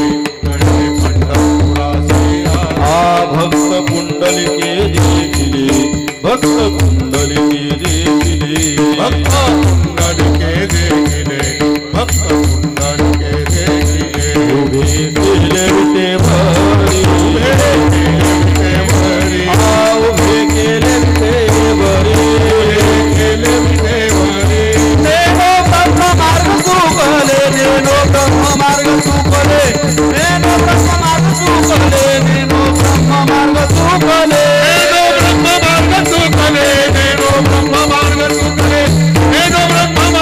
चुकले नेनो ब्रह्म मार्ग चुकले नेनो ब्रह्म मार्ग चुकले उघडे पंढरपुरासी आले भक्त पुंडलिके देखिले उभे केले विटेवरी. त्याच ब्रह्माला पांडुरंग परमात्म्याच्या रूपानं आल्यानंतर पुंडलिकरायांनी कुठं उभं केलं?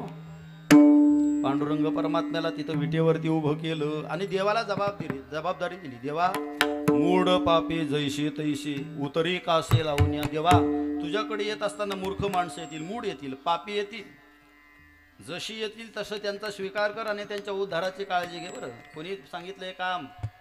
भक्त पुंडलिकाने देवाला सांगितलं. एवढ्यामध्ये चोखोबाऱ्या देवाच्या दर्शनाकरता आले आणि चोखोबाऱ्यांनी आणखी वाढीव काम देवाला सांगितलं. देवा खटनट यावे शुद्ध होऊनी जावे दवंडी पिटी भावे चोख्या मेळा. चोखोबाऱ्यांनी तर आणखी वाढवून सांगितलं. देवा तुझ्याकडे येत असताना खट सुद्धा येतील आणि नट सुद्धा येतील. बरं का तुम्हाला प्रश्न पडला असेल महाराज खट कशाला म्हणतात आणि नट कशाला म्हणतात सांगा एकदा का? कारण कीर्तनात एखादी शंका राहून गेली की मग मात्र ती आम्हाला झोपू देत नाही इथून गेल्यानंतर, बरोबर की नाही? मग खट कुणाला म्हणतात? आपल्याकडं जुन्या काळामध्ये गुरढोरा असायची की नाही? आज असायची म्हणायची वेळ का आली? आज कुणाकडंच नाही म्हणून ही वेळ आली आपल्याकडं म्हणण्याची, बरोबर की नाही? गुराढोरांच्या अंगावरती जर एखादी जखम झाली, ज्या जखमीतनं पू वाहतं, ज्यातनं घाण वाहतं, त्याला आपण काय म्हणतो? त्याला काय म्हणतो? खट म्हणतो की नाही? ज्याच्यावरती सतत कावळ्याची नजर असते त्याला काय म्हणतो? त्याच्यातनं दुर्गंधी वाहते, त्याच्यातनं पू वाहतो, त्याच्यातनं घाण वाहते. महाराज समाजामध्ये अशी काही माणसं पाहायला मिळतात की त्यांच्या तोंडातनं बोलत असताना ते शब्द बोलतच नाही. जशी एखादी दुर्गंधीयुक्त वाणी ज्यांची असते, बोलत असताना दुसऱ्याला फक्त टोचून बोलण्याची जी सवय असते, अशा पद्धतीच्या माणसाला म्हणायचं खट. माणसं असतात की नाही अशी? महाराज मग नट कशाला म्हणतात? नट कशाला म्हणतात सांगू का तुम्हाला? तो कीर्तनामध्ये आला तर जे हारी घालतो तोच नट एकदा राजकारण्यांच्या त्या स्टेजवरती गेला का येऊन येणार कोण आणि आमच्या दादाशिवाय आहेच कोण? तो जर तमाशाला गेला तर तिथे जाऊन शिट्या फुकेल आणि तो दुसरीकडे गेला तर तशा पद्धतीचा जो रंग बदलतो, जो नटतो, त्याला म्हटलं जातं नट. माऊली म्हणतात जशा पद्धतीची येतील तशांचा सगळ्यांचा उद्धार करण्याची जबाबदारी देवा तुझ्यावरती आहे. देवानी जबाबदारी स्वीकारली. देव म्हणतो कुणीही आला त्याचा उद्धार मी करतो. मग परमात्मा तिथं उभा असताना जे कोणी येईल त्याच्या उद्धाराची जबाबदारी देवानी घेतली. मला तुम्ही सांगा महाराज आपण सगळेच पंढरपूरला जातो का?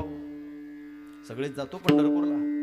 जगातली आता कितीतरी माणसं अशी असतील, अहो जगातली सोडा, आपल्या महाराष्ट्रातली सोडा, आपल्या रायगड जिल्ह्याचा जरी विचार करायचा झाला तरी सगळीच माणसं पंढरपूरला गेली असतील का हो? चला गेली सगळी पंढरपूरला. सगळ्यांनी चंद्रभागेचं स्नान केलं असेल का हो? चंद्रभागेचं स्नान सुद्धा केलं, पुंडलिकरायांचं दर्शन झालं, महाद्वारामधलं आपलं लोटांगण झालं. आता पांडुरंग परमात्म्याच्या दर्शनाकरता गेलो. मला सगळ्यांचीच दर्शन होतात का सांगा मला? आपली गेलेली लोक यात्रे करता जात नाही, बरीचशी लोक जत्रे करता जातात.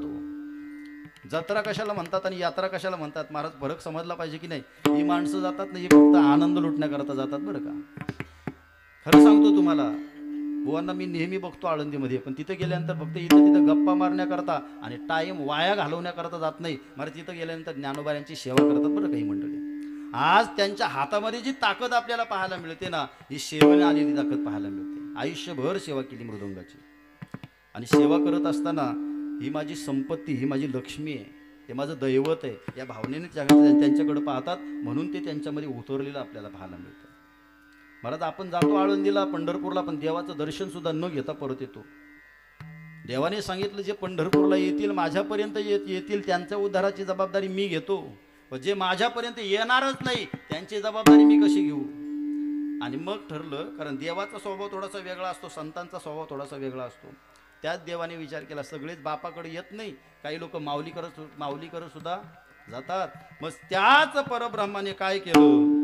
लोपले ज्ञान जोगी हित नेनती कोणी नेनती ज्ञान जोगी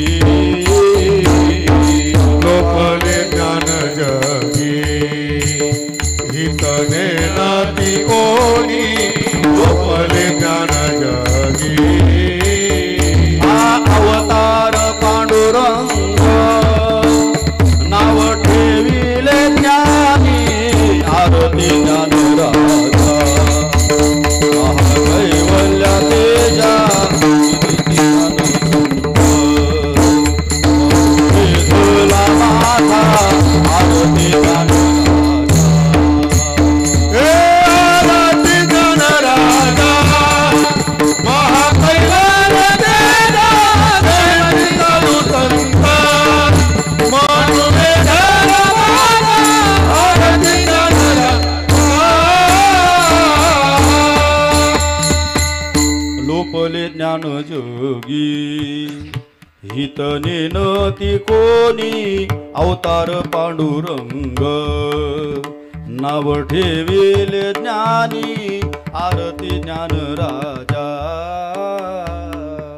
महाराज तो पांडुरंग परमात्मा विटेवरती पंढरपूरला उभा होता पण देवाला एक गोष्ट माहिती आहे किती केलं तरी मी बाप आहे बापाकडे सगळीच जण जातात असं नाही आपल्या केलेल्या पापाची कबुली बापाकडे देतात असं नाही पण आपल्या जीवनामध्ये एखादी चूक जर घडली तर आपण आईकडे कबुली देत असताना मात्र माणूस लाजत नाही लाजतो का म्हणून तोच पांडुरंग परमात्मा पुन्हा आपलं ते रूप सोडलं ज्ञानोबाऱ्यांच्या रूपानं आळंदीला येऊन स्थापित झाले आणि मग तिथं आल्यानंतर तुमच्या आमच्या सगळ्यांचा उद्धार करण्याचं काम माझ्या ज्ञानोबाऱ्यांनी केलं की नाही अहो माऊली ज्ञानोबाऱ्यांचा स्वभाव तुम्हाला सांगतो आमच्यासारखे कितीतरी विद्यार्थी अशा आळंदीत येतात महाराज ज्यांना कुणाचाच आधार नसतो ज्यांच्या पाठीमागं आईवडिलांचा हात नसतो कितीतरी माणसं अशी आहेत फक्त ज्ञानोबाऱ्यांच्या सानिध्यामध्ये राहतात म्हणून त्यांच्या जीवनाचं कल्याण होऊन जातं महाराज असं ज्ञानोबाऱ्यांनी घडवलेली कितीतरी माणसं आहेत आपल्याला सांगत होतो की ते ब्रह्म मूर्तिरूपाने पंढरपूरला आलं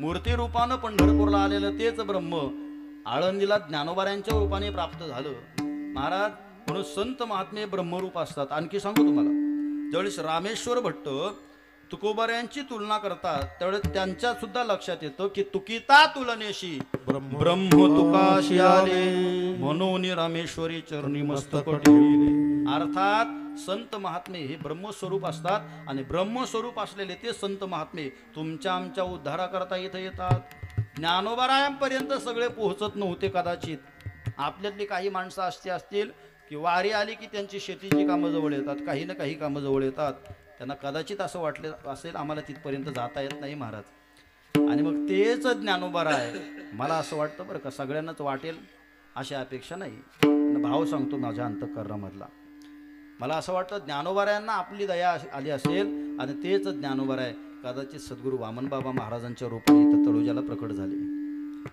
जनसामान्य माणसं जी माऊली ज्ञानोबाऱ्यांपर्यंत जाऊ शकत नाही ती तळोजाला तर नक्कीच जातील आप्पा माऊलींच्या रूपाने तेच ज्ञानोबारा तुमच्या आमच्यापर्यंत पोहोचले सद्गुरू सावळाराम बाबा महाराजांच्या रूपाने तेच ज्ञानोबारा आहे सगळ्या जनसमुदायामध्ये पोहोचले कशा करता महाराज तेच ब्रह्म मूर्ती रूपाने प्रकट झालेले ते ब्रह्म ज्ञानोबाऱ्यांच्या रूपानं आलं आणि तेच ब्रह्म तुमच्या आमच्या उद्धाराकरता सद्गुरू वामनबाबा महाराजांच्या रूपानं आलं महाराज ब्रह्ममूर्ती संत जगी अवतरले कशा करता अवताराला आले महाराज एक गोष्ट सांगू तुम्हाला संत महात्मे हे स्वतः इथं अवताराला येत असतात त्यांना अवताराला येण्याचं स्वातंत्र्य आहे तुम्हा आम्हाला नाही येत माऊली म्हणतात देहाच्या गावा आलिया जन्म मृत्यूच्या सोहळ्या ना म्हणू नये धनंजया ज्या परी आपल्याला इच्छा असो अथवा नसो इथं जन्माला यावं लागतं आपली इच्छा असो अथवा नसो इथून जावं लागतं आपल्याला बदल करता येत नाही पण संत महात्मे स्वइच्छेने इथे येतात स्वइच्छेने इथं राहतात आणि स्वइच्छेने इथून जातात की नाही महाराज तुकाराम महाराजांचा अभंग आपल्याला पाहायला मिळतो महाराज म्हणतात आम्ही जातो तुम्ही कृपा असू द्यावी सकळा सांगावी विनंती माझी याचा अर्थ असा आहे संत महात्मे जाण्याकरता स्वतंत्र आहेत की पण आपल्याला मात्र तसं नाही आपल्याला यावं लागतं आणि जावं लागतं महाराज संत महात्मे इथे येतात कशा करता येतात उद्धराया दीनजना आपल्यासारख्या दीनजनांचा उद्धार करण्याकरता संत महात्मे येतात महाराज दीन कुणाला म्हटलं जातं ऐका जे इंद्रियांच्या अधीन होऊन आपलं जीवन जगतात त्यांना दिन म्हटलं जातं. इंद्रियांच्या दिने आम्ही केलो नारायणे. आपल्या जीवनाचा जर विचार केला तुम्ही, आम्ही इंद्रियांच्या अधीन आहोत की इंद्रिय आपल्या अधीन आहेत सांगा मला. आता इथं तुम्ही आम्ही बसलो समजा बरं का, समजा इथं बाजूला जर कोणी जर वडे तळायला घेतले, वडे तळायला घेतले आणि वडे तळत असताना त्याचा वाद जर इथं आपल्या या कीर्तनामध्ये आला, तो जर नाकात घुसायला लागला, आपण विचार करू का आज एकादशी आहे म्हणून? करू का? आपण विचार करणार नाही. आपल्या मनात फक्त एकच आहे, कधी एकदाचा तिकडे जातो, कुणाचा तरी डोळा चुकवतो, त्यातला एखादा वडा घेतो आणि खातो. वाटेल की नाही आपल्याला? का? अहो आपलं जीवन इंद्रियांच्या अधीन झालेलं आहे. आपल्याला फक्त इंद्रियांच्या तृप्ती करता आपलं जीवन आपण जगतोय, बाकी काही आपलं चाललेलं नाही. आपल्याला संगीत आवडतं याच्याकरता आपण कानाने फक्त गाणंच ऐकतो. चांगलं आहे की वाईट आहे त्याचा विचार आपल्याकडे राहिलेला नाही. म्हणून आपण दीन झालो, इंद्रियांच्या अधीन तुमचं आमचं जीवन झालं. संत महात्मे म्हणतात अशी दीन झालेली माणसं पुन्हा यांना इथं जन्माला यावं लागेल, पुन्हा यावं लागेल. यांचं इथं येणं आणि जाणं संपलं पाहिजे. का महाराज? आपल्याविषयी संतांच्या अंतःकरणामध्ये तळमळ आहे बरं का. बुडते हे जन न देखवे डोळा, बुडते हे जन न देखवे डोळा, बुडते हे जन न देखवे. मॉनिटर ते मॉनिटर. बुडते हे जन न देखवे डोळा, येतो कळवळा म्हणून येतो कळवळा म्हणून येतो कळवळा म्हणून येतो कळवळा म्हणून. बुडते हे जन न देखवे डोळा, बुडते हे जन न देखवे डोळा, बुडते हे जन न देखवे डोळा, बुडते हे जन न देखवे डोळा. बुडते हे जन न देखवे डोळा, बुडते जन न देखवे डोळा, बुडते जन न देखवे डोळा, बुडते जन न देखवे डोळा. बुडते हे जन न देखवे डोळा, बुडते हे जन न देखवे डोळा. संत महात्म्यांना आपल्याविषयी काय येतो? कळवळा येतो. म्हणून म्हटलं जातं लेकुराचे हित वाहे माऊलीचे चित्त, आयसी कळवळ्याचे जाते करी लाभावी न प्रीती. महाराज जगामध्ये लाभाशिवाय प्रेम करणार एकमेव व्यक्तिमत्व कोणतं असेल तर संत महात्म्यांचं व्यक्तिमत्व आहे बरं का. संत महात्मे आपल्याकडनं कुठल्या गोष्टीची अपेक्षा करत नाही आणि मग आपल्या उद्धाराकरता या ठिकाणी ते येत असतात आणि आपला उद्धार करत असतात. मग महाराज हे संत महात्मे इथे एकदा का आले, आपल्या उद्धाराच्या पाठीमागे लागली ना, मग अशा संत महात्म्यांची सेवा आम्हाला मिळावी असं ब्रह्मादिकांना सुद्धा वाटतं. अभंगाचं दुसरं चरण. ब्रह्मादिक जानते वंदिते पायवने, ब्रह्मादिक जानते वंदिते पायवने, ब्रह्मादिक जानते वंदिते पायवानी, ब्रह्मादिक जानते वंदिते पायवानी, ब्रह्मादिक जानते वंदिते पायवने, ब्रह्मादिक जानते वंदिते पायवने, ब्रह्मादिक जानते वंदिते पायवानी, ब्रह्मादिक जानते वंदिते पायवानी. नाम घेता वदनी दोष जाती, नाम घेता वदनी दोष जाती, ब्रह्मादिक जानते वंदिते पायवने, ब्रह्मादिक जानते वंदिते पायवने. नाम घेता वदनी दोष जाते, नाम घेता वदनी दोष जाते, ब्रह्मादिक जानते वंदिते पायवानी, ब्रह्मादिक जानते वंदिते पायवानी, वंदिते पायवानी. ब्रह्मादिक ज्यांची वंदिती पायवणे, नाम घेता वदने दोष जाती. महाराज असे हे संत महात्मे असे असतात की ब्रह्मदेवादिकांना सुद्धा असं वाटतं की या संत महात्म्यांची सेवा आमच्या जीवनामध्ये काय झाली पाहिजे, घडली पाहिजे. महाराज तसं जर विचार करायचा झाला ना तर ब्रह्मदेव म्हणजे काय सामान्य देव आहेत असं समजू नका बरं का. जशी काही इतर देवता असतात, हिंदरी शेंदरी दैवती कोणती पूजी भूती खेते आपुल्या पोटाजी रडती मागती शेते अवदान. इतर जी देवता असतात ना ही स्वतःच्या पोटाकरता रडत असतात बरं का. पण ब्रह्मदेव ही अशी देवता आहे की ज्या देवतेने या संपूर्ण जगताची उत्पत्ती केली. मला तुम्ही सांगा, जगामध्ये एवढी माणसं आम्हाला पाहायला मिळतात, पण एक दुसऱ्यासारखं आहे का हो? आहे का? एकामध्ये असलेली कला दुसऱ्यामध्ये पाहायला मिळतो का? एकामध्ये असलेला आवाज दुसऱ्याकडे पाहायला मिळतो का? महाराज, एकाचं नाक वेगळं असतं, दुसऱ्याचं नाक वेगळं. मला कधी कधी प्रश्न पडतो की ब्रह्मदेवाला एवढे साचे भेटले कुठे असतील सांगा ना मला. एवढे साचे निर्माण करायचं म्हणजे काही खायचं काम नाही. एवढा असणारा ब्रह्मदेव, अधिकार संपन्न असणारा ब्रह्मदेव, पण असा असलेला ब्रह्मदेव सुद्धा संत महात्म्यांच्या चरणाची सेवा आपल्याला प्राप्त व्हावी अशी इच्छा का बरं करत असेल? अहो, आपण सामान्य माणसं असतो, पण एखाद्या माणसाची सेवा करायची म्हटलं की आपल्याला नको वाटतं की नाही सांगा मला तुम्ही? नको वाटतो. अहो, एखाद्या सामान्य माणूस असून सुद्धा एखाद्याची सेवा करायला आपल्याला नको वाटतं, तर प्रत्यक्ष ब्रह्मदेव जो सृष्टीची उत्पत्ती करतो त्या ब्रह्मदेवाला वाटतं की यांची सेवा आम्हाला मिळाली पाहिजे, त्यांच्या चरणाची सेवा आमच्याकडनं घडली पाहिजे. असं काय संत महात्मे करतात बघा तुम्ही. माझ्याकडं अजून 25 मिनिटं शिल्लक आहेत, याच्यामध्ये या अभंगाचा विचार मला आपल्या पुढं मांडायचा आहे. जास्त विस्तार करत नाही, लक्षपूर्वक ऐका. महाराज म्हणतात की ब्रह्मदेव का बरं संतांच्या चरणाला लागायला जातो, याची 2 कारणं आहेत. पहिली गोष्ट, ज्या ब्रह्मदेवाने सृष्टीची उत्पत्ती केली ना त्या ब्रह्मदेवाला सुद्धा मृत्यू आपल्या जीवनातला चुकवता येत नाही. आणि दुसरी गोष्ट, ब्रह्मदेवाच्या जीवनामध्ये ब्रह्मदेवाला एकदा कामाने पछाडलेलं होतं.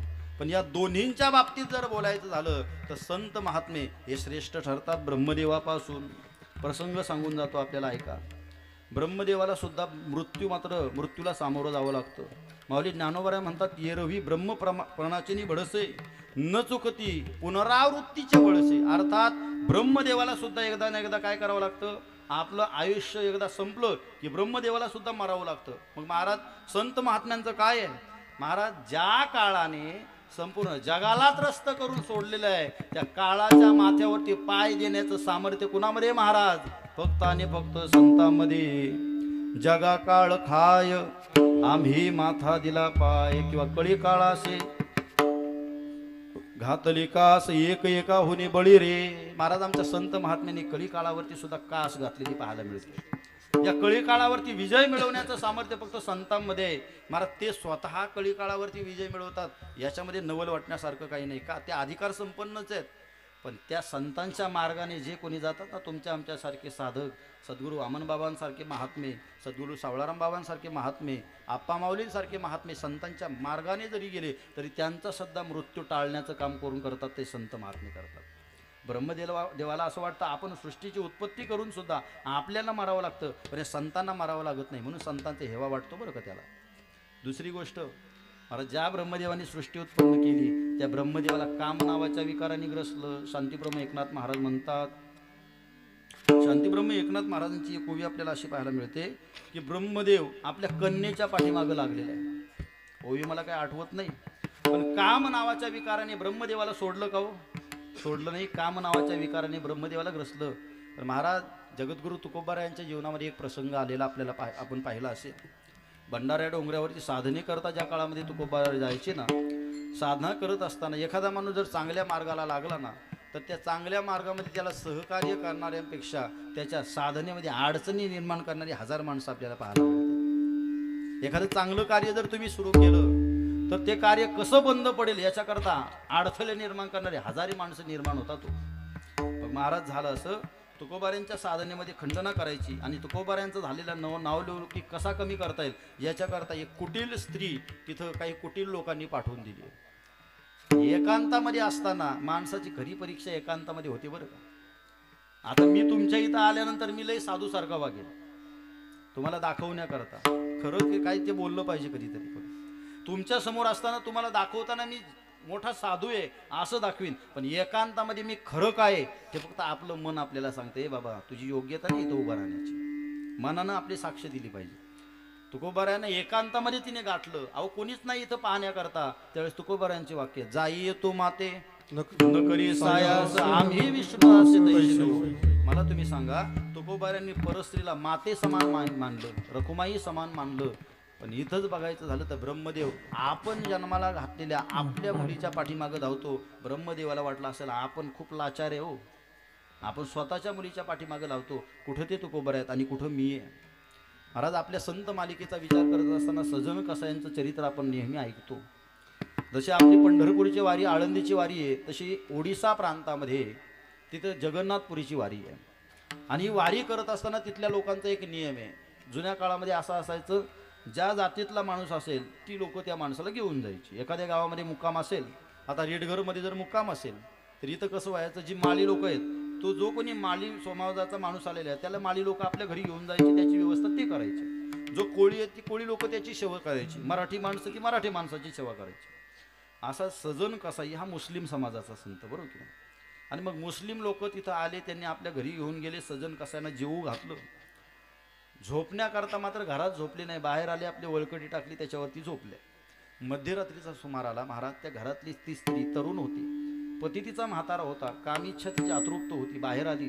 सजन कसाई महाराजांना उठवलं, उठा. म्हटलं काय काम आहे? काय नाही. म्हटलं तुम्ही माझ्याकरता इथं आलेत, खऱ्या अर्थाने देवानं अल्लाने तुम्हाला माझ्याकरता पाठवले. कशा करता? माझी काम इच्छा पूर्ण करा. आणि मग सजन कसाईने सांगितलं, माते सांगू तुला खऱ्या अर्थानं, अहो आयुष्यभर केलेली पापं फेडण्याकरता पंढरपूरची वारी आहे, आळंदीची वारी आहे.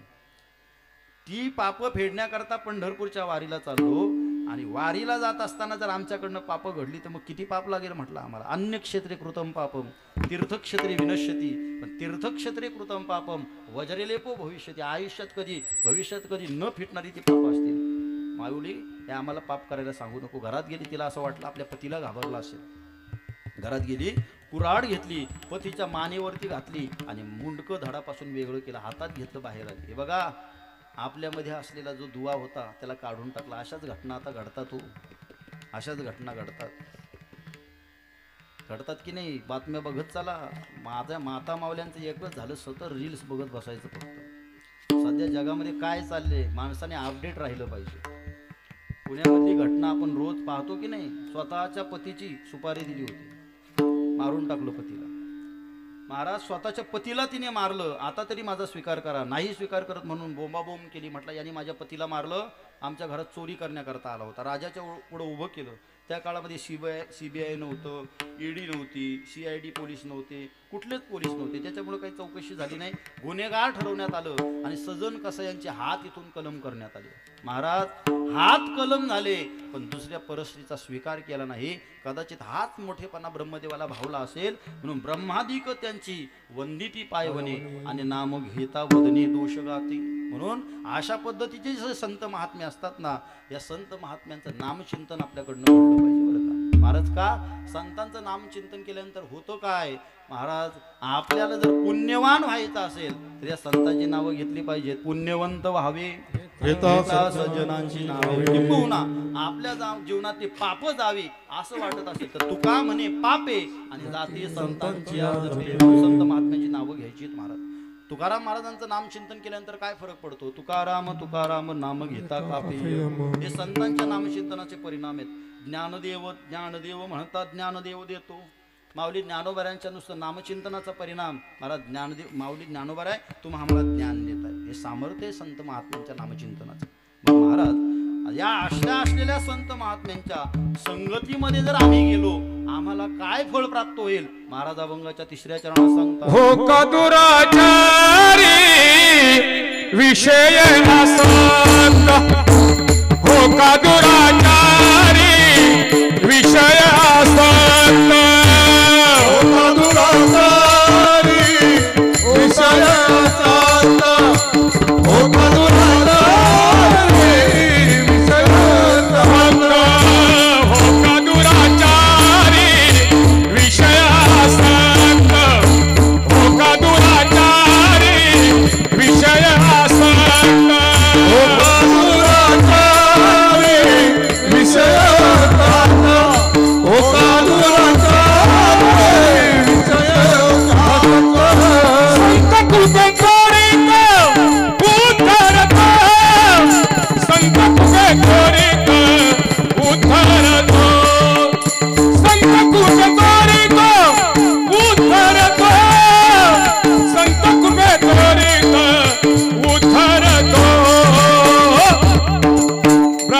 ब्रह्मादिकटाची वंदिती पायवाणी ब्रह्मादिकटाची वंदिती पायवाणी संत कृपे त्वरित संत कृपे त्वरित उद्धरतो संत कृपे त्वरित उद्धरतो संत कृपे त्वरित उद्धरतो ब्रह्मादिकटाची वंदिती पायवाणी ब्रह्मादिकटाची वंदिती पायवाणी वंदिती पायवाणी वंदिती पायवाणी रखू देवी गोपाल गोपाल कुमारी विठोबार कुमारी विठोबार कुमार विठोबार कुमार विठोबार कुमार विठोबार कुमार विठोबार कुमारी विठोबार कुमार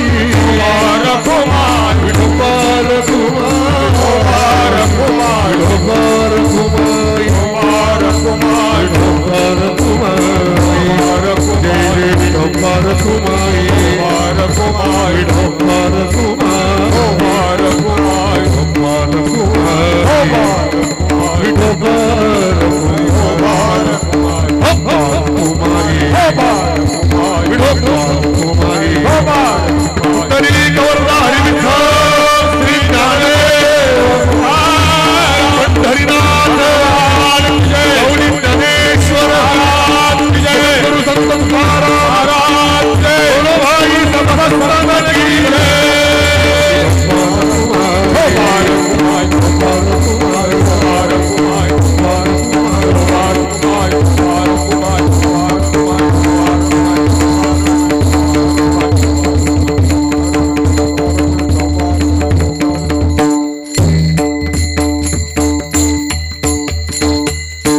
ब्रह्ममूर्ती संत जगी अवतरले उद्धराया आले दिनजना ब्रह्मादिकजांची वंदिती पायवणी नाम घेता वदने दोष जाती हुका दुराचारी विषयी आसक्त संत कृपे त्वरित उद्धरती म्हणतात ज्या संतांचं आम्ही नामचिंतन करू आतापर्यंत ज्या संत महात्म्यांचं आम्ही वर्णन केलं या संत महात्म्यांची संगत थोड्या काळापर्यंत जरी आम्हाला लाभली काय परिणाम होतो महाराज त्याचा संतांच्या संगतीचा परिणाम असा होतो महाराज होका दुराचारी विषयी आसक्त एखादा माणूस दुराचारी असतो दुराचारी कोणाला म्हटलं जातं ज्याचं आचरण दूर असतं अर्थात ज्याचं आचरण वाईट असतं त्याला म्हटलं जातं दुराचारी विषयी आसक्त जो विषयामध्ये आसक्त झालेला आहे ज्याचं मन विषयापासून बाहेर निघायलाच तयार नाही त्याला म्हटलं जातं विषयासक्त आणि असा विषयासक्त जरी असेल पण संतांची कृपा जर त्याच्यावरती झाली तर त्याचा उद्धार होत असतो मग महाराज आम्हाला एखादं उदाहरण तरी सांगा ना कधीपासून तुम्ही खूप बोर केलं आम्हाला ब्रह्म सांगितलं त्याच्यानंतर या संतांच्या संबंधात मी बोललात पण आम्हाला आता गोष्टी ऐकायच्या सवयी लागल्यात माफी मागून बोलतो बरं का आपल्या सगळ्यांची माफी मागून बोलतो का महाराज कीर्तनाला ज्यावेळेस आपण येतो ना कीर्तन ऐकायला त्यावेळेस एक हेतू मनामध्ये ठेवून यायचा की कीर्तनातून आम्हाला काहीतरी विचार घेऊन जायचा आहे कीर्तनातून विनोदाची अपेक्षा कधी करायची नाही मला एक गोष्ट सांगा आजची तुमची 8 ते 10ची जी वेळ आहे 8 ते 10ची वेळ मी तुमची घेतली की नाही या 8 ते 10च्या वेळेमध्ये आता मी जर तुम्हाला काहीतरी विनोद सांगितला तुमचा वेळ जर असाच वाया घालवला तर तुम्ही किती पैसे दिल्यानंतर तुमची 8 ते 10ची वेळ तुम्हाला परत घेता येईल सांगता येतं का तुम्हाला म्हणून एक अपेक्षा मला आपल्याला करायची आहे महाराज आपण जीवन जगत असताना आयुष्यभर मनोरंजनाची अपेक्षा करतो मनोरंजनाकरता मोबाईल आहे मनोरंजनाकरता टी व्ही आहे मनोरंजनाकरता वायफाय आहे मनोरंजनाकरता खेळ आहेत आयुष्य मनोरंजनाकरता घालू नका कधीतरी मनोमंथनाची गरज आहे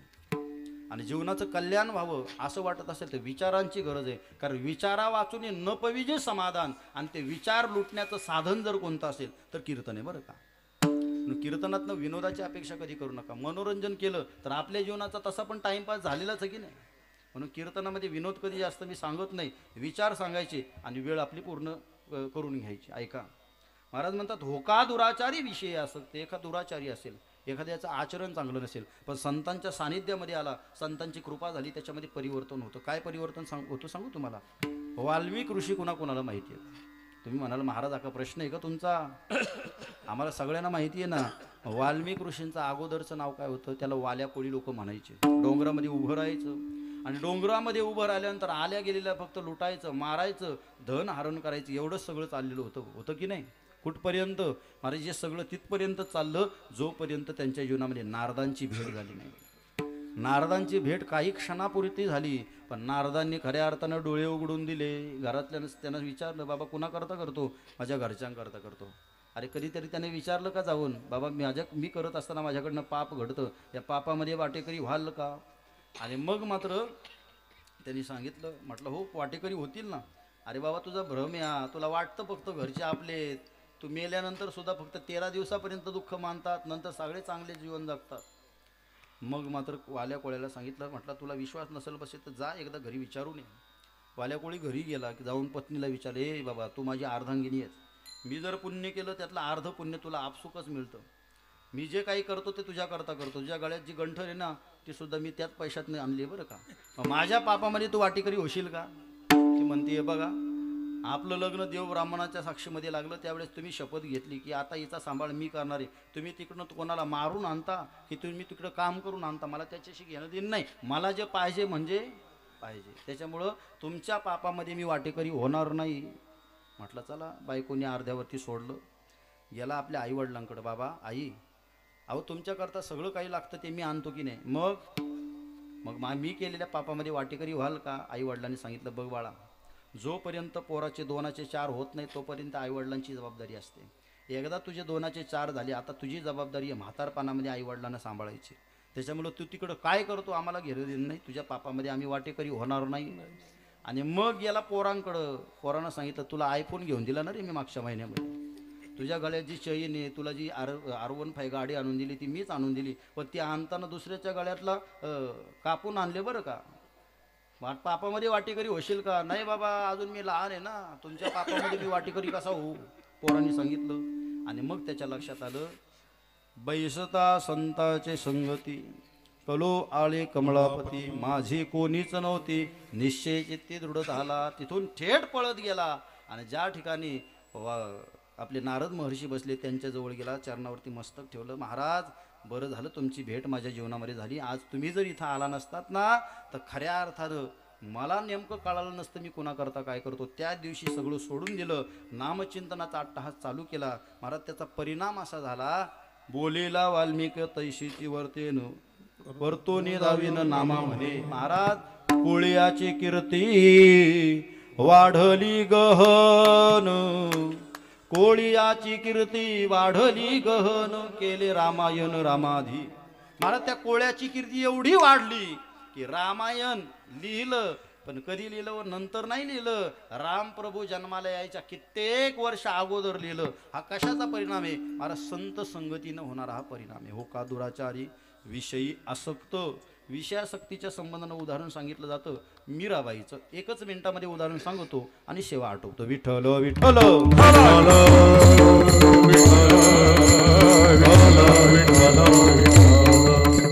मीराबाईंच्या वाड्यामध्ये तिथं एक सेवा करण्याकरता एक स्त्री होती, जिच्याकडं भंगिनीचं काम होतं. अर्थात जी घाण असायची ती घाण घ्यायची आणि बाहेर टाकायची. एक दिवस तिला आजारपण आल्यामुळं तिला काही येता आलं नाही. तिने पोराला पाठवलं, बदली कामगार.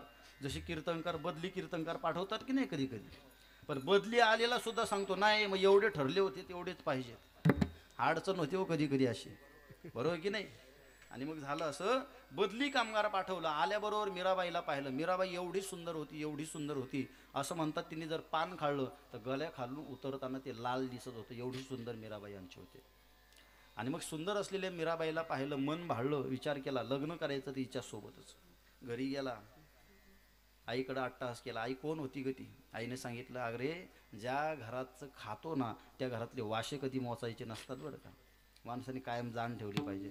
ज्या घरात आपल्याला माणूस उभं राहायला जागा देतो ना तिथं माणसाने कधी घाण करायची नाही. आईने सांगितलं, तुला काही कळत नाही, अरे तू राजाची मुलगी आहे, आपल्याला शोभत नाही आहे. आपल्या घरातली चालू असलेली रोजीरोटी त्यांच्यामुळे बरं का, असं काही करू नको. आईने समजावलं, पोरगं ऐकायला तयार नाही. मला दिवसेंदिवस पोरगं बारीक होत चाललं, क्रूश होत चाललं. अरे किती जरी केलं तरी आईचं मन आहे, आईचं काळीज आहे. जसं पोरगं बारीक व्हायला लागलं तशी आईची तब्येत सुद्धा बारीक बारीक होत चालली. आणि एक दिवस मीराबाईंनी एकांतामध्ये विचारलं, का गं बाई तुझी तब्येत बारीक बारीक होत चालली, काय कारण आहे तुझी तब्येत कमी होण्याचं? आणि त्यावेळेस तिने सांगितलं होतं मीराबाईला, अगं काय नाही, कसं सांगायचं म्हणलं महाराज, कुठल्या तोंडाने सांगणार आहे ती? शेवटी तिला शपथ घातली, अगं काहीही असेल तरी माझी शपथ आहे सांग. आणि मग शपथ घातल्यानंतर सांगितलं, अहो माझा मुलगा एक दिवस इथं आला होता ना, तुम्हाला बघितलं आणि निश्चय करून बसलाय लग्न करीन तर तुमच्यासोबत. म्हटलं असं आहे ना, एक काम कर, उद्या त्याला घेऊन ये सोबत. दुसऱ्या दिवशी त्या बाईने त्या मुलाला नेलं, त्याला समोर उभं केलं, तुला माझ्यासोबत लग्न करायचं आहे? म्हटलं हो लग्न करायचं आहे. मग म्हटलं माझी एक अट आहे, तेवढी जर मान्य केली तर मी तुझ्यासोबत लग्न करायला तयार आहे. म्हटलं काय अट आहे सांगा.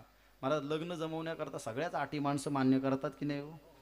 करतात की नाही सांगा तुम्ही? सगळ्याच अटी. मग पोरगा माळ घालील का? हो घालील. पोरगा अमुक करील का? करील सगळं. पण एकदा लग्न झालं की अटी सगळ्या माणसं विसरून जातात. होतात की नाही असं सगळं? त्याने सांगितलं ठीक आहे, म्हटलं तुमचे काय असेल त्या अटी सांगा आम्हाला, 5च मिनटं राहिली आणि तुमचं काय चाललंय जास्त जास्त.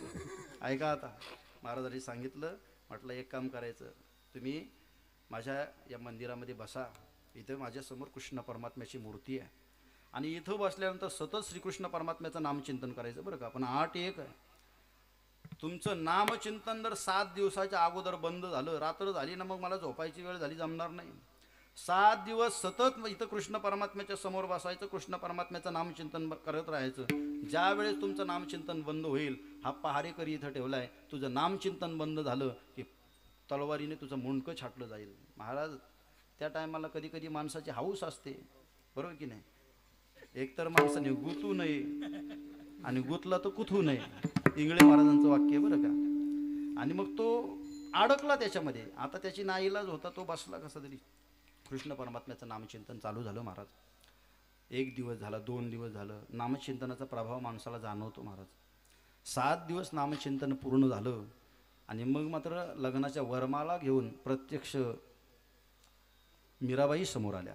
त्याला सांगितलं, बाबा जिंकलास रे, पण जिंकलास तू. आता एक काम कर, ही वरमाला माझ्या गळ्यात घाल, मी तुझ्यासोबत लग्न करायला तयार आहे. आता वरमाळा घेण्याकरता एखादा आपल्यासारखा असता, बाबा मी पण जिंकला आता लग्न करून मोकळा होतो. महाराज वरमाळा घेण्याकरता तो आला नाही, त्यांनी वरमाळा तिच्या गळ्यात घातली आणि पहिल्यांदा तिचं दर्शन घेतलं. बरं झालं म्हटलं, तुझ्यासारखी गुरुमाऊली माझ्या जीवनामध्ये भेटली, माझ्या जीवनाचं परिवर्तन झालं. त्याच दिवशी कृष्ण भक्त झाला आणि आपल्या जीवनाचा उद्धार करून घेतला. कशा करता आपल्याला सांगितलं, होका दुराचारी विषयी आसक्त. हा विषयासक्त होता, पण संतांच्या संगतीमध्ये गेला, परिणाम असा झाला, विषयासक्ती दूर झाली आणि भगवंतावरती त्याचं प्रेम जळलं गेलं, बरोबर की नाही महाराज? म्हणून अशा पद्धतीचं जीवन संत महात्म्य आपल्या जीवनामध्ये परिवर्तन करत असतात. महाराज म्हणतात, होका दुराचारी विषयी आसक्त संत कृपेत उद्धरती. संतांची जर कृपा झाली तर त्याचा उद्धार होतो. म्हणून अशा असलेल्या संतांची संगती मला रात्रंदिवस प्राप्त व्हावी अशी नामदेव महाराज इच्छा करतात. अभंगाचं शेवटचं चरण.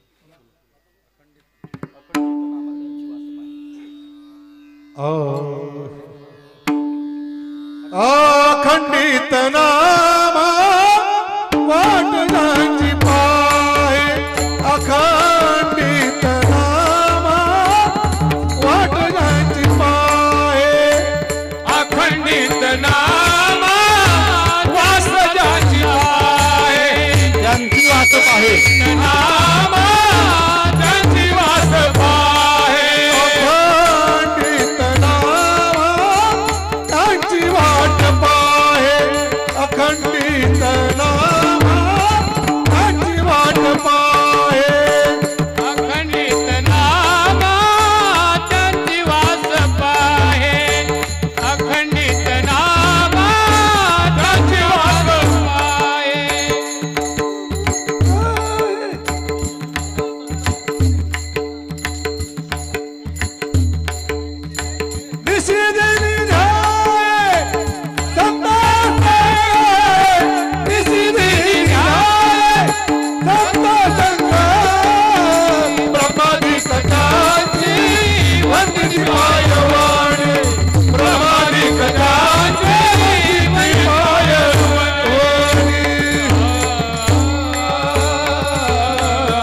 अखंडित नामा ज्यांची वास पाहे, निशिदिनी ध्याये संत संग. नामदेव महाराज म्हणतात, अशा पद्धतीनं संत संघाचा महिमा एवढा श्रेष्ठ आहे की संतांच्या सेवेची अपेक्षा ब्रह्मदेवादी करतात.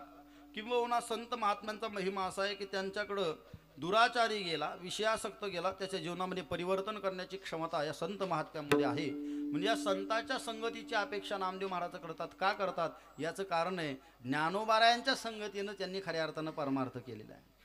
तीर्थयात्रा ज्यावेळेस घडली, त्या तीर्थयात्रेहून आल्यानंतर नामदेव महाराजांचे म्हणणं आहे, देवासमोर कबुली देतात, देवा संत संगतीचे काय सांगू सुख आपणा पारिखे नाही ते साधू थोर जाना, साधू थोर जाना, साधू थोर जाना कलियुगी. देवा खऱ्या अर्थानं संतांच्या संगतीमध्ये गेल्यानंतर माणसाला जो आनंद उपभोगायला मिळतो ना, जगामध्ये विषयाच्या संगतीमध्ये गेल्यानंतर तसा आनंद उपभोगायला मिळत नाही. म्हणून या संतांच्या संगतीच्या अपेक्षा नामदेव महाराज रात्रंदिवस करतात. म्हणून अशा संतांचं अतिशय प्रेमाने एकदा आपण भजन करू. ज्ञानेश्वर माऊली ज्ञानराज माऊली ज्ञानेश्वर माऊली ज्ञानराज माऊली ज्ञानेश्वर माऊली माऊली ज्ञानेश्वर माऊली ज्ञानराज माऊली ज्ञानेश्वर माऊली ज्ञानराज ज्ञानेश्वर माऊली ज्ञानराज माऊली ज्ञानेश्वर माऊली.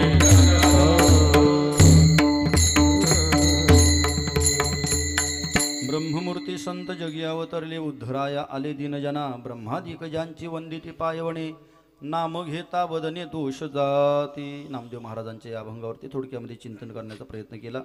जेवढी वेळ या कीर्तनाच्या संबंधानं मला मिळाली तेवढी आपली सार्थक करण्याचा प्रयत्न केलेला आहे, बरोबर की नाही. उगाच निरर्थक फक्त गप्पा गोष्टी सांगायच्या आणि वेळ मारून न्यायची हे मनाला न पटणार आहे, बरोबर की नाही. याच्याकरता आपण आळंदीसारख्या क्षेत्रामध्ये आयुष्य घालवलं नाही, बरोबर की नाही. तिथं जर आपण काहीतरी कमावलं असेल तर ते इथं वेचावं लागतं. उगाच वेळ मारायची फक्त हे आपल्याला न पटणारे, आपल्या तत्वामध्ये न बसणारं असल्यामुळं जेवढं या अभंगाच्या संबंधानं अभंगाला धरून जेवढं चिंतन मांडता येईल त्याच्याकरता प्रयत्न केलेला आहे. ही सेवा संपन्न होत असताना या भोपी परिवाराने माझ्यासारखा एका अज्ञानी अल्पज्ञ असलेल्या बालकाच्या वाट्याला ही सेवा दिली, म्हणून पहिल्यांदा भोपी परिवाराला धन्यवाद देतो. ही कीर्तन सेवा होत असताना महाराज कोणताही कार्यक्रम जर व्हायचा झाला ना तर एकट्याचा नोहे खेळ मनवणी मेळ जमविला. त्याच्याकरता हा सगळा मेळ जमवावा लागतो आणि त्याचा एकदा का ताळमेळ जमला की मग कार्यक्रम आपला यशस्वी झाला, बरोबर की नाही. आता हा ताळमेळ जुळवत असताना महाराज खऱ्या अर्थानं जर पाहायचं झालं तर मी आता कीर्तन करायला लागलो बरं का, पण ज्याने आपलं अखंड आयुष्य या कीर्तन सेवेमध्ये घालवलं, त्या कीर्तनाकरता ज्यांनी साथीकरता घालवलं असे आमचे मधुकरजी धोंगडे रायगड भूषण, त्यांच्याकरता एकदा टाळ्या वाजवा. टाळ्या याच्याकरता वाजवायच्या, ते फक्त कीर्तनामध्ये वाजवायला आले याच्याकरता नाही बरं का, त्यांनी त्यांच्यासारखे पट्टीचे पैलवान तयार केलेले आहेत बरं का. आणि माणूस एखादी विद्या जर आपण प्राप्त केली आणि आपणच फक्त तिच्यावरती ताबा करून राहिलो त्याला आनंद नसतो. जो माणूस इतरांना ते वाटच सुटतो ना, समर्थ म्हणतात त्याच्यासारखा तोच मोठा असतो. दाता तोची एक जाना, ज्यांच्यामुळं भगवंताचं नामचिंतन घडेल असे आमचे मधुकर बुवा या ठिकाणी उपस्थित झाले. गुरुजींना मी धन्यवाद देतो. गुरुजींचेच विद्यार्थी खऱ्या अर्थानं जसं ज्ञानोबारायांचं आणि निवृत्तीनाथ महाराजांचं गुरुशिष्याचं जे नातं होतं ना, ते नातं आम्हाला यांच्यामध्ये पाहायला मिळतं. आमचे सूरज भाऊ या ठिकाणी आहेत महाराज. कसं असतं, जास्त जर एखादा माणूस संगतीमध्ये राहिला तर अति परिचयात अवज्ञा भोवते. जास्त जवळ आला ना की मग गुरुजींच्या खांद्यावरती हात ठेवायला सुद्धा माणूस मागं पाहत नाही. पण आतापर्यंत आपलं गुरुशिष्य पण अत्यंत सुंदर पद्धतीनं भाऊंनी जपलं, म्हणून तुम्हाला सुद्धा धन्यवाद देतो. आमचे गुरुजींचे मामासुद्धा या ठिकाणी उपस्थित आहेत. ही कीर्तन सेवेला गाण्याकरता साथ देण्याकरता मला प्रश्न पडला होता. एक तर माझा आवाज आहे बेसूर बरं का, आपल्याला आवाजाचा काही ठांग पत्ता नाही, आपला स्वर कुठला आहे ती सुद्धा माहिती नाही. असं असताना आपल्याला गाण्याकरता कोण साथ देईल. महाराज तेवढ्या लांबून चिंधरणवरून आमचे बाळाराम बुवा या ठिकाणी उपस्थित झाले. सुंदर पद्धतीचा त्यांचा गळा आहे आणि चाली गायल्या. महाराज आपली नावं मला माहिती नाही, पण आपल्याविषयी पांडुरंगासारखा माझा सद्भाव अंतःकरणामध्ये. आपण सगळे वामनबाबांची लेकरं म्हणून त्यांचीच सगळं म्हणून त्यांच्या चरणावरती सेवा समर्पित करत असताना सगळे टाळकरी असतील आपल्या सगळ्यांच्या चरणावरती नतमस्तक होतो. इकडचे टाळकरी असतील आपल्या चरणावरती विण्याची सेवा बाबांनी केली म्हणून तुमच्या चरणावरती नतमस्तक होतो. महाराज कीर्तन म्हटलं, आता माझा गळा थोडासा बसलेला होता, कारण कधी कधी काय होतं अशी साऊंड सिस्टम असते ना की आपला आवाजच तिथं चालणार नाही आणि मग कधीतरी प्रश्न पडतो चांगली सिस्टम पाहिजे. पण तुमच्या रायगड या भागामध्ये आलो ना की मग तुम्ही कसं करता माहिती का, जसं आपण भाजीमध्ये सगळ्या गोष्टी आपल्याला गोड लागतात की नाही, चांगल्या लागतात की नाही, तसं मग एखादा कार्यक्रम जर करायचा झाला तर त्यातला मसाला म्हणजे खऱ्या अर्थाने सिस्टम असते बरं का. इथं सिस्टमवाले मला वाटतं आपल्याच गावातले, त्यांच्याकरता टाळ्या वाजव ना कधीतरी. आपल्या माणसाचं कौतुक करायला माणसांनी शिकलं पाहिजे. का ती किती सुंदर सुंदर रावली की नाही, कधी शिटी मारली नाही, त्यांना सांगावं काहीच लागलं नाही. आणि म्हणून त्यांनासुद्धा धन्यवाद देतो. आमचं लाईव्ह इथं चालू आहे, त्यांनासुद्धा धन्यवाद देतो. आणखी ऐका, तुम्ही म्हणाल सगळ्यांना धन्यवाद दिले, आम्ही कधीपासून 2 तास झाले बसलो. आमचं काय, प्रभू तुम्ही महिषाची मूर्ती, मी दुबळा अर्चित अशी भक्ती. महाराज खऱ्या अर्थानं पाहायचं झालं तर तुम्ही भगवान महादेवासारखे आहात आणि मी कदाचित तुमच्या समोरचा नंदी असू शकतो. बरं का, तुम्हाला सुद्धा धन्यवाद देतो. आमची बहीण इथं खानावला, आमची ताई आली, आमची भाऊजी या ठिकाणी आलेत. ही कीर्तन सेवा करत असताना आमच्या वडिलांचा आशीर्वाद सतत माझ्या पाठीशी, बरं का, म्हणून तुमच्यापुढं बोलता येतं. म्हणून ही सेवा संपन्न होत असताना या सेवेमध्ये जे काही बरोबर असेल, माझ्या गुरु परंपरेचे वैकुंठवासी कुंभार गुरुजी वारकरी शिक्षण संस्था आळंदी देवाची या ठिकाणी राहिलो. जे काही श्रवण केलं ते तुमच्यापुढं मांडण्याचा प्रयत्न केला. श्री गुरु वारिंगे महाराजांच्या सानिध्यामध्ये असतो. महाराजांचं जे काही ऐकलं ते तुमच्यापुढं मांडलं. खरं सांगायचं झालं तर याच्यामधलं बरोबर जे असेल ते माझं नाही, बरं का, हे सगळं गुरुवर्यांचं. आणि एखादा चुकीचा शब्द थोडासा आगाव असल्यामुळं काही जर एखाद्याच्या अंतकरणाला लागला तर निश्चित तुम्ही मात्यापित्याच्या दृष्टीने माझ्याकडं पाहाल आणि असलेला दोष नक्कीच माझ्यातनं काढाल. एक सदिच्छा या ठिकाणी व्यक्त करतो आणि ह्या सेवेला याच ठिकाणी पूर्णविराम. विठ्ठल जय जय विठ्ठल, जय विठ्ठल, जय जय विठ्ठल, जय विठ्ठल, जय जय विठ्ठल, जय विठ्ठल, जय जय. आ बोली गे पुढे वेडी वा पुढे होतरे, करा समाप राज महाराज तुम्ही शिकवा, नाही विचारिला धिकार आपला, करा समाप राज महाराज तुम्ही शिकवा, तुका म्हणे ज्ञानेश्वरा राखा पाया पैकी चला, करा समाप राज महाराज तुम्ही शिकवा. ज्ञानदेव तुकाराम, ज्ञानदेव तुकाराम, ज्ञानदेव तुकाराम, ज्ञानदेव तुकाराम, ज्ञानदेव तुकाराम, ज्ञानदेव तुकाराम, ज्ञानदेव तुकाराम, ज्ञानदेव तुकाराम, ज्ञानदेव तुकाराम, ज्ञानदेव तुकाराम, ज्ञानदेव तुकाराम, तुकाराम, तुकाराम, तुकाराम, तुकाराम. पुंडलिक वरदारी विठ्ठल श्री ज्ञानदेव तुकाराम. पंढरीनाथ भगवान की जय. माऊली ज्ञानेश्वर महाराज, जगद्गुरु संत तुकाराम महाराज की संतन की जय.